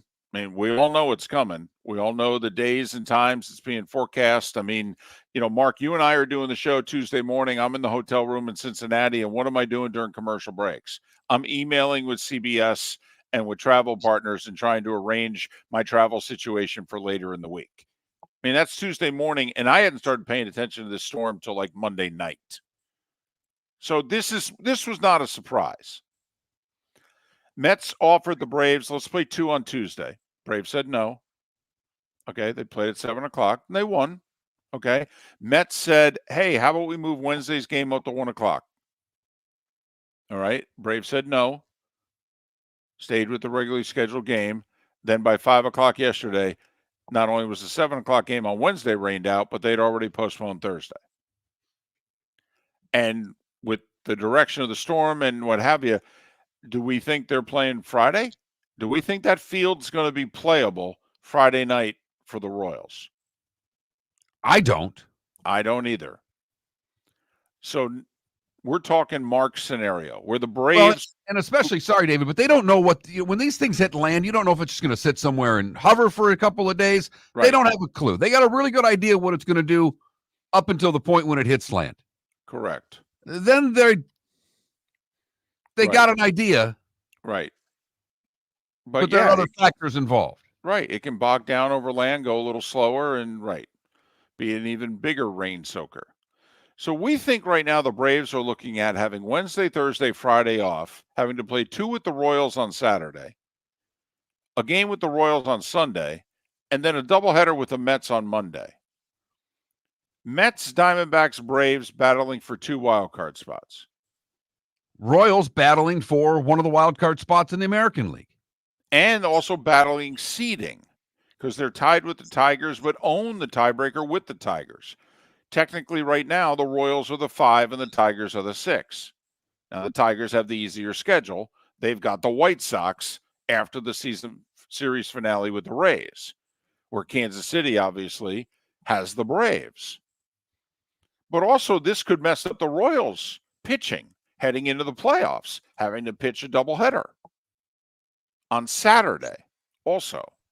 Never mind. I mean, I still think deep down the Braves are going to get in because I'm a Mets fan and the Braves get in.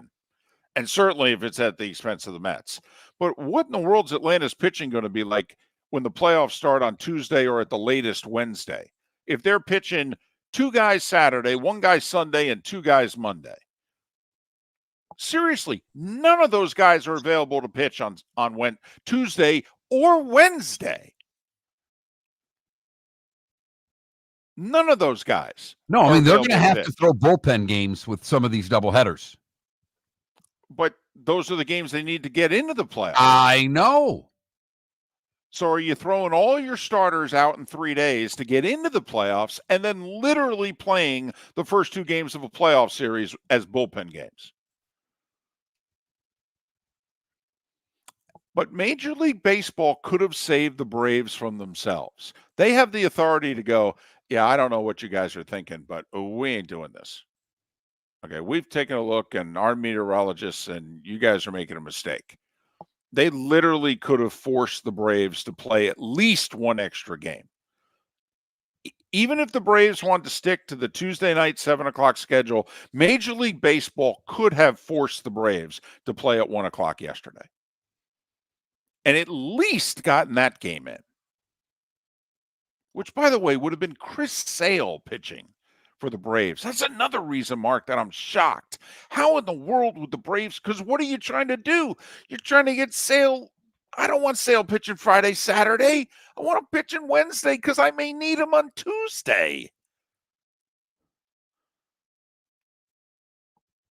Hell, I may need him Monday. Oh, there you go. Think about it. Sale could have pitched games 2 and 3 against the Mets. Beat them on Wednesday. 4 days later, beat them on Monday. I don't get it. Yeah, I think Manfred whiffed on his duties as commissioner here. This is where Major League Baseball needed to step up and force the Braves to play at 1 o'clock and get the damn game in. Do you remember, obviously different situation, it was COVID and the pandemic and all that, but, the NFL stepped in and, we played we played a doubleheader on Monday. I remember the Bills Chiefs got pushed back to Monday. They moved it to 5:00. Fox did the game at 5, not to interrupt Monday Night Football. Okay, they had Tuesday. I don't think they had a Wednesday game, but they had a Tuesday game. Tuesday game. In fact, I think we did it. I'm almost positive you did, David. And the NFL just redid the schedule and said, this is what we're doing. Don't know what to tell you. Team said, I don't know how many guys we're going to have. NFL said, don't know what to tell you. We expanded the rosters. Do the best you can. We're playing.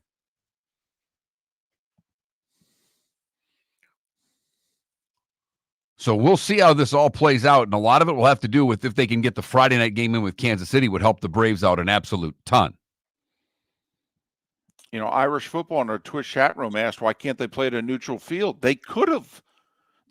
And Major League Baseball could have made them, by the way. Now, that's pretty radical. Okay, but it can be done. The Braves would have had to ask the Mets, would they agree to it? But they then could have gone somewhere else. I mean, I don't know, go to Texas. But, think about it. Would you, if you were the Braves, as crazy as it sounds, would you have played a doubleheader with the Mets today at Arlington Stadium? I would have been kicking and screaming to lose the home games. I would have. Okay. But you and I at least would have moved yesterday's game up to 1:00. Yes. Yeah, I would have pitched sale at 1:00. Because and Friday, I see 50% chance of rain in Atlanta. I'm guessing it's earlier in the day. They're going to do everything they can to get that game in Friday night. Well, I hope that field has the best drainage system in the world because the amount of rain that field's going to get in the 48 hours before that first pitch is stunning. So I hope it can handle it. I hope for the Braves' sake it can handle it because they need to play Friday. Because then, quite frankly, if Sale can pitch Friday and if they can make the playoffs, he can pitch either game 1 or game 2 of the best of 3 series. Good, bad, and ugly. What's on tap today was the day when we'll preview Cowboys-Giants Thursday Night Football and make a pick. All coming up on Miller and Moulton. Department is growing. They are currently looking for police officers and are offering a $10,000 signing bonus to newly hired officers. If you desire a career in law enforcement, or if you are already in law enforcement and thinking about making a move to a better agency, think Cape Coral Police Department. If you're looking for a police department that is committed to excellence, that invests in the highest level of training, state-of-the-art equipment, and some of the highest compensation in all of Southwest Florida, then the Cape Coral Police Department is for you. Visit capecops.com. That's capecops.com. Wine glasses never fall over until you get a brand new rug. Oh, no! Ketchup bottles act normal till you're wearing a new shirt. Oh, you kidding me? And rocks slide peacefully on the road till the day you get a brand new windshield. Then they fly up off the road and attack without mercy.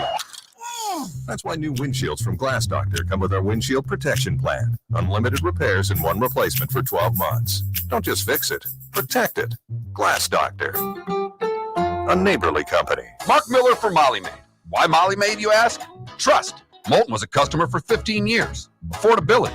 Didn't I just say Moulton was a customer for 15 years? Worry-free services. Our professional house cleaners are fully insured and a 24-hour warranty. Call Molly Maids today at 239-774-5839. That's 239-774-5839 or online at mollymaid.com/FTMYERS. That's mollymaid.com/FTMYERS. Sleep problem but don't want to wear a CPAP mask? This is Mark Miller for Sleep Treatment Direct. The mask wasn't working for me, and I didn't think I had an alternative. I do. We all do. They have such simple alternatives with greater success than the mask. Visit sleeptreatmentdirect.com. That's sleeptreatmentdirect.com. And if you are like me and your CPAP machine isn't working for you, it's time for a change. Call 239-444-1741. That's 239-444-1741. Sleep Treatment Direct. Sleep safe and sound. This is Miller and Moulton.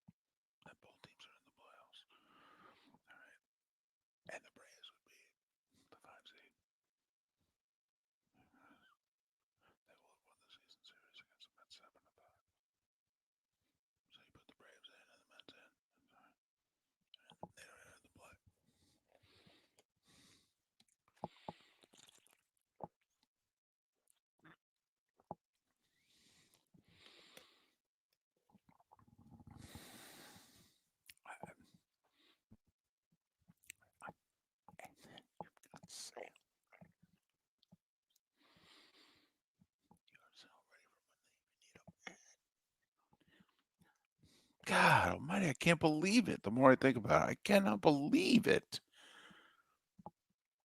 I don't know what the Braves are thinking. Well, Adam, if he had pitched yesterday,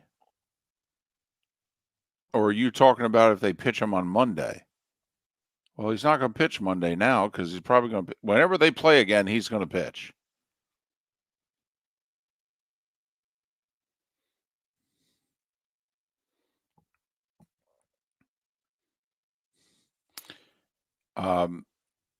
Well, I think they affected the theaters more, but Alan.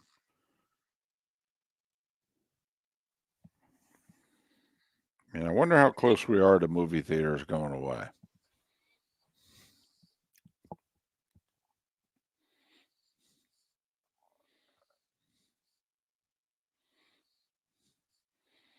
Adam, I'm surprised you like Greg Jones over Fred Taylor.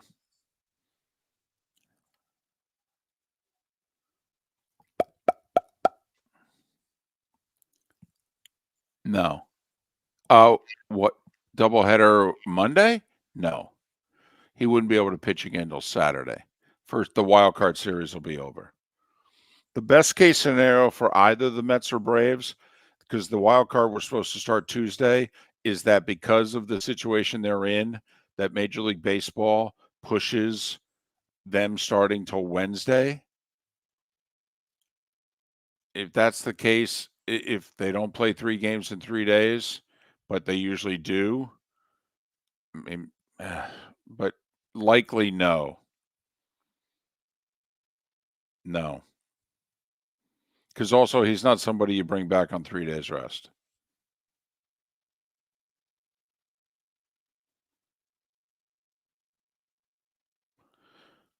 Irish football, the only way the games would not be played is if both teams are in the playoffs already. So the Diamondbacks basically would probably have to lose out. Which is possible. They're playing the Padres.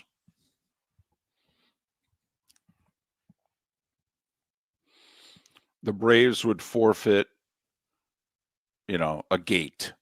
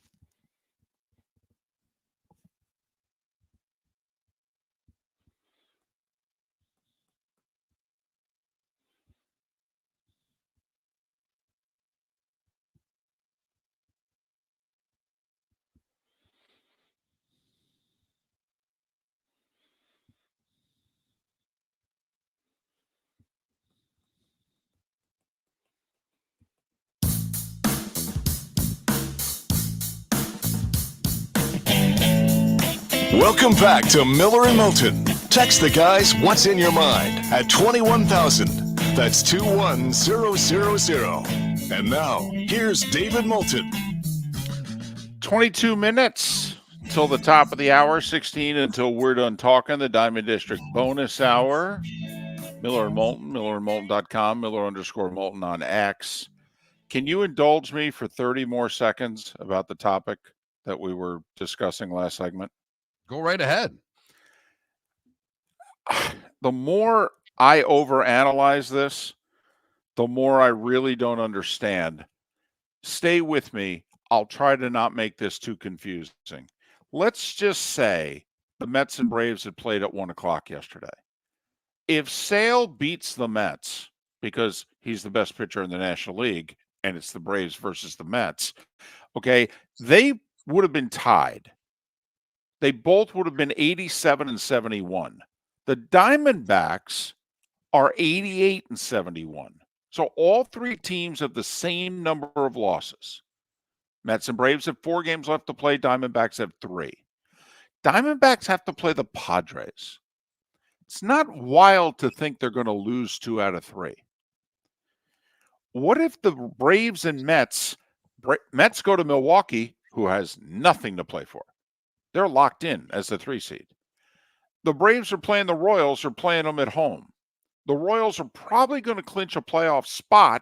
It's just a matter of what playoff spot sometime during the weekend series. So they may not even play their guys on Sunday because they may already be in.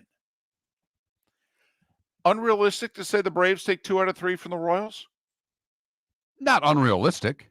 Royals still have a lot to play for, but they're the home team. Right. So not unrealistic. So, Mark, if the Mets and Braves would take 2 out of 3 this weekend, while the Diamondbacks lose 2 out of 3, Arizona would be eliminated on Sunday because Arizona would have 73 losses and the Mets and Braves would both have 72. The Mets and Braves both have the tiebreaker on Arizona.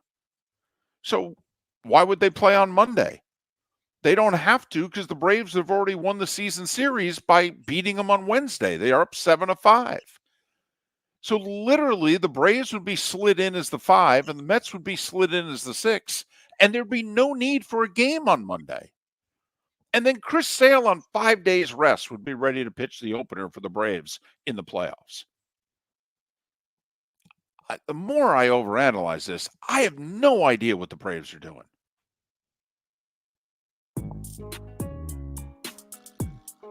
It's that time again, nearing the end, but not quite there yet. Here's Mark Miller with Today Was the Day When. Big week today in 1789. We've gone through what the last couple of days done. They finished the week out by appointing Thomas Jefferson as our first Secretary of State. Have we ever gotten more done as a nation than we did this week in 1789? No, we started out with a bang, David. Man. David, today in 1957, West Side Story opens at the Winter Garden Theater in New York City. It would run for I love Broadway. It would run for 732 performances and win 2 Tony Awards. 1960, the first of 4 televised debates between Nixon and Kennedy took place. Wow, that's 4 debates, huh? Yeah. No. Can't even get 2. No. Things have changed. Gilligan's Island debuts today in 1964. Minnesota gets its first AL pennant today in 65. Hawaii 5-0 was first broadcast on CBS today in 1968. The Brady Bunch premiered in 1969 on ABC. Wilt Chamberlain signed with the ABA's San Diego Conquistadors today. Just What really were wanted they? The Conquistadors. I love it. That's great really why I wanted to get it in. That's a great nickname. Damn right it is. Knight Rider premiered on NBC today in 82. I was never into it. Me either. I just, okay, the car, it talked to you. I mean, now what's that, Siri? It was, the lady telling me to make a left and a right. I mean, anyway. 93, we win the Ryder Cup at the Belfry. Davis Love securing the victory. Last time we won on the road. Wow. Tom Watson, the captain. 99, we would win at Brookline. That's the Justin Leonard putt and the obnoxious Americans. We took a lot of heat for how we acted in winning deservedly so. What in the world were they thinking? Come on, you can't do that to Olazabal. That's when home turf became the big deal. That turned their fans into even more raucous than they were before that. Yes, absolutely. It was also Ben Crenshaw got credit. He front-loaded our lineup that day. We were down 10-6 going to Sunday, and he put, it started out, it was like what, Duval, Tiger, Phil. I mean, he put all, because the thought was you put all your best golfers at the end. And Ben did exactly the opposite. He said, nope, I'm going to get a bunch of blue up on the board. We're going to win our early matches. I'm going to get the crowd into it. And he was right. The Departed premiered today in 2006. It only ended about an hour and a half ago, by the way. It's a good point, David. Fortnite debuted today in 2017. And we won the Ryder Cup at Whistling Straits today in 2021, just destroying Team Europe. DJ was 5-0. And they'll never let him play on the Ryder Cup again because, T.S. Eliot, George Gershwin, and Olivia Newton-John all would have celebrated birthdays today. Craig Hayward is 58 years old, and Serena is 43. What did I miss, David? The Orioles famously had 4 pitchers win 20 games in 1971. The fourth of those pitchers, all right, Jim Palmer, won his 20th game today, making that complete. So there. Can't even get a 20-game winner, let alone 4 anymore. Right. Mm-hmm. Time to see life a little bit differently. Here's Mark Miller with the good, the bad, and the ugly. What you got, Mark? By the way, Pat Dobson, Dave McNally, Mike Cuellar, Jim Palmer, the 4. We go to Nebraska for the good, where Douglas Dahl bought a ticket in the Pick 5 from the Fat Dogs truck stop. Really wanted to make sure I got that in. And he won $120,000. It was 2 months after his son won $100,000 on a scratcher. I want to follow that family around. For the bad, we go to Kamloops, BC, where in the city's regular city council meeting, which allows members to the public to participate in discussions either in person or remotely via video, one of the online participants decided to show porn to everybody in the meeting room. Whoa! In true Canadian fashion, the city council has apologized for showing the pornographic video, even though they really had nothing to do with it. Finally, the ugly. We go to Dayton, Ohio, where a cat started playing with something. Now, the homeowners were renovating, redoing their basement, and the cat began knocking around something that looked like a hand grenade. Turned out it was a hand grenade. My cat brings in lizards. This cat brought in a hand grenade. Bomb squad was called, and they planned to set it off in a controlled environment. No word on where the grenade came from. And that is the good, the bad, and the ugly on today, Thursday, September 26th. Brought to you by the Cape Coral Police Department. Go to capecops.com. That's capecops.com. A $10,000 signing bonus for new officers. If you are so inclined to be a police officer or looking to switch agencies, go to capecops.com and see how you can get $10,000 for becoming a Cape Cop. The Cowboys have owned the Giants for as much as Eli used to beat Romo if the game had any significance to it. That's how much Dak beats the Giants, whether the game has significance or not. You got to think Dallas knows the importance of the game tonight. They can't fall to 1-3. They've lost 2 in a row, and the Giants are just trying to find themselves. The Cowboys know they're a good team. They've won 12 games 3 years in a row. I think tonight's a get-right game for Dallas, David. I think everything worked for the Cowboys. Dak has a big game. He's going to throw for around 300 yards. CeeDee Lamb has a big night, and the Cowboys roll. Well, I was going to ask you that then. We had Dr. Roto on. We probably should have asked him this question because he likes loading up on the Lions-Seahawks Monday night game this week. He thinks there will be a lot of offense in that game. Would you load up and stack Cowboys tonight? Well, DFS is a Sunday only thing, so you really couldn't play tonight's for the weekend. There are games that you can play within the night.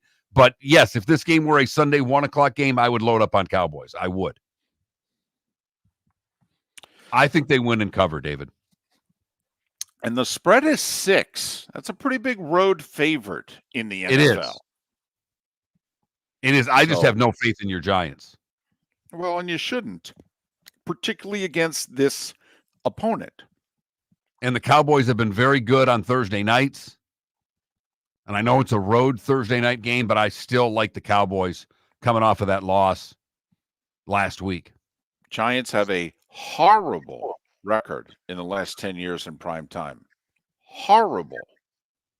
Now, the Giants have been horrible most of the last 10 years, but man, the Giants have been bad in prime time. Sunday, Monday, Thursday nights. Woo! Though they did win one last year. Let me ask you this. Giants offensive line has had massive problems blocking Micah and the Cowboys. They've invested a lot into that line. A lot. Think they block them tonight? Not enough. But you know what I mean. I'm talking about, like, Dallas has just destroyed the Giants at the line of scrimmage. The Giants had no chance. Do you think that they at least give Daniel Jones a chance tonight? Not much of one. Okay, because that's the first thing. If the Giants are going to do anything against Dallas, they actually have to block them for the first time this decade. It would start there. Let me ask you this, however. The Giants' best unit on the team is their defensive front, and it showed up in Cleveland. Banged up offensive line of the Browns, and the Giants destroyed Deshaun Watson. What was it, 7 sacks, 9 sacks, something like that? Cowboys' offensive line's got issues. And they don't run the ball particularly well. No, and the Giants haven't gotten to Dak at all. He's ordered coffee against the Giants. He's had so much time. That, to me, Mark, if tonight's going to be any different, I really think you see it in the first quarter. Can the Giants do anything at the line of scrimmage? They have been humiliated by the Cowboys at the point of attack now for years. Does it change it all tonight? They've invested heavily in both lines of scrimmage. On both lines of scrimmage, there's no doubt. Look, I don't know if I'm not expecting 47-10, if you know what I mean, but I think it's a comfortable win for Dallas. I think they control both lines of scrimmage. I think Dak finds his passing game. I see this being like 28-17. Yeah, I think Dallas might even score a touch more because the Giants can't cover CeeDee Lamb. They can't. They have nothing for CeeDee Lamb. Got a couple of good young guys in the secondary. They're not ready for CeeDee Lamb. This is a problem. And if he's got time to throw, oh boy. I mean, I could see 8 for like 180 and 2 scores for CD tonight. I really could. Big game. And we'll see if Neighbors can match CeeDee Lamb. He's been uncoverable in what's been a, so-so Giant offense. He is the bright spot in that offense. He's been terrific. Zimmer likes to bring the heat, too. And they've been shellacked. Here's where missing Saquon, by the way, because the way you want to play Dallas is you do want to run right at him. And what is the last 2 opponents? Kamara, okay, Derrick Henry. What have they've just run the ball right down Dallas's throat. Giants seemingly don't have that option. Devin Singletary, does anybody see that happening? They're going to have to make every effort to do it. I mean, they are, David. They want to slow this game down. They don't want to let Dak have time. They want to be able to run the football. Over-under is 45.5. So it sounds like we're laying the 6 and betting the over. That's where I'm at. Have yourselves a great rest of your Thursday. Stay dry, stay safe, and we'll talk again on a Football Friday tomorrow. At Physical Therapy and Balance Centers, our goal is to help you love your life. When your life is sidelined by an injury, dizziness, surgery, or condition keeping you from doing what you love, We're here to help you heal and feel your best. Our therapist evaluation will determine the root cause of your health challenges, resulting in a unique treatment plan customized just for you. Visit www.physical.com to find your nearest location and see how we can help you love your life. Honey, you want to come out? I haven't seen you since Glass Doctor installed our custom shower enclosure. No thanks. Well, you can't keep eating breakfast in the shower, and laminating your magazines is getting expensive. You remember we have guests coming over tonight, right? Oh, I'm sure they'd love to see the shower. It's our neighbors, and I highly doubt they want to be hanging out in our bathroom. The shower's so good, you'll never want to leave. Visit glassdoctor.com today and schedule an appointment online. American Paint Supplies, for nearly 30 years, is your one-stop shop for all your coating needs. If you are a designer, a contractor, a professional painter, or a weekend warrior, American Paint Supplies is the place where experts go to get expert solutions. At 6100 Shirley Street in Naples off of Pine Ridge, American Paint Supplies delivers the best solutions with the best products with the best support. Meet Gene and his team today at American Paint Supplies. Call 239-566-2700. That's 566-2700 or online at AmericanPaintSupplies.net. Visit Jason and Todd at the Diamond District. A natural diamond is the oldest artifact you will ever touch, and each is one of a kind. Jason and Todd at the Diamond District would like to meet you personally and share their love of natural diamonds and the positive impact of purchasing a natural diamond. We promise that in our vault sits the largest selection of GIA-certified natural diamonds at the most competitive prices in the world. Jason and Todd look forward to shaking your hand and welcoming you to their Diamond District family. Gentlemen, as your wife mentioned getting new flooring, but you don't want to go through the hassle, well, go see the Floor Meisters in Naples next to Costco. They understand your time and money are important, so they'll make it as painless as possible. With a huge in-stock selection of carpet and Core-Tech, they can get you the floor your wife's been asking for. They carry wood, vinyl, carpet, and tile. If you do it yourself, no problem. They can handle that as well. So go see TJ at the Floor Meisters and tell them, just keeping it real. Mark Miller for Molly Maid. Why Molly Maid, you ask? Trust. Moulton was a customer for 15 years. Affordability. Didn't I just say Moulton was a customer for 15 years? Worry-free services. Our professional house cleaners are fully insured and a 24-hour warranty. Call Molly Maids today at 239-774-5839. That's 239-774-5839 or online at mollymaid.com/FTMYERS. That's mollymaid.com/FTMYERS. This is Miller and Moulton.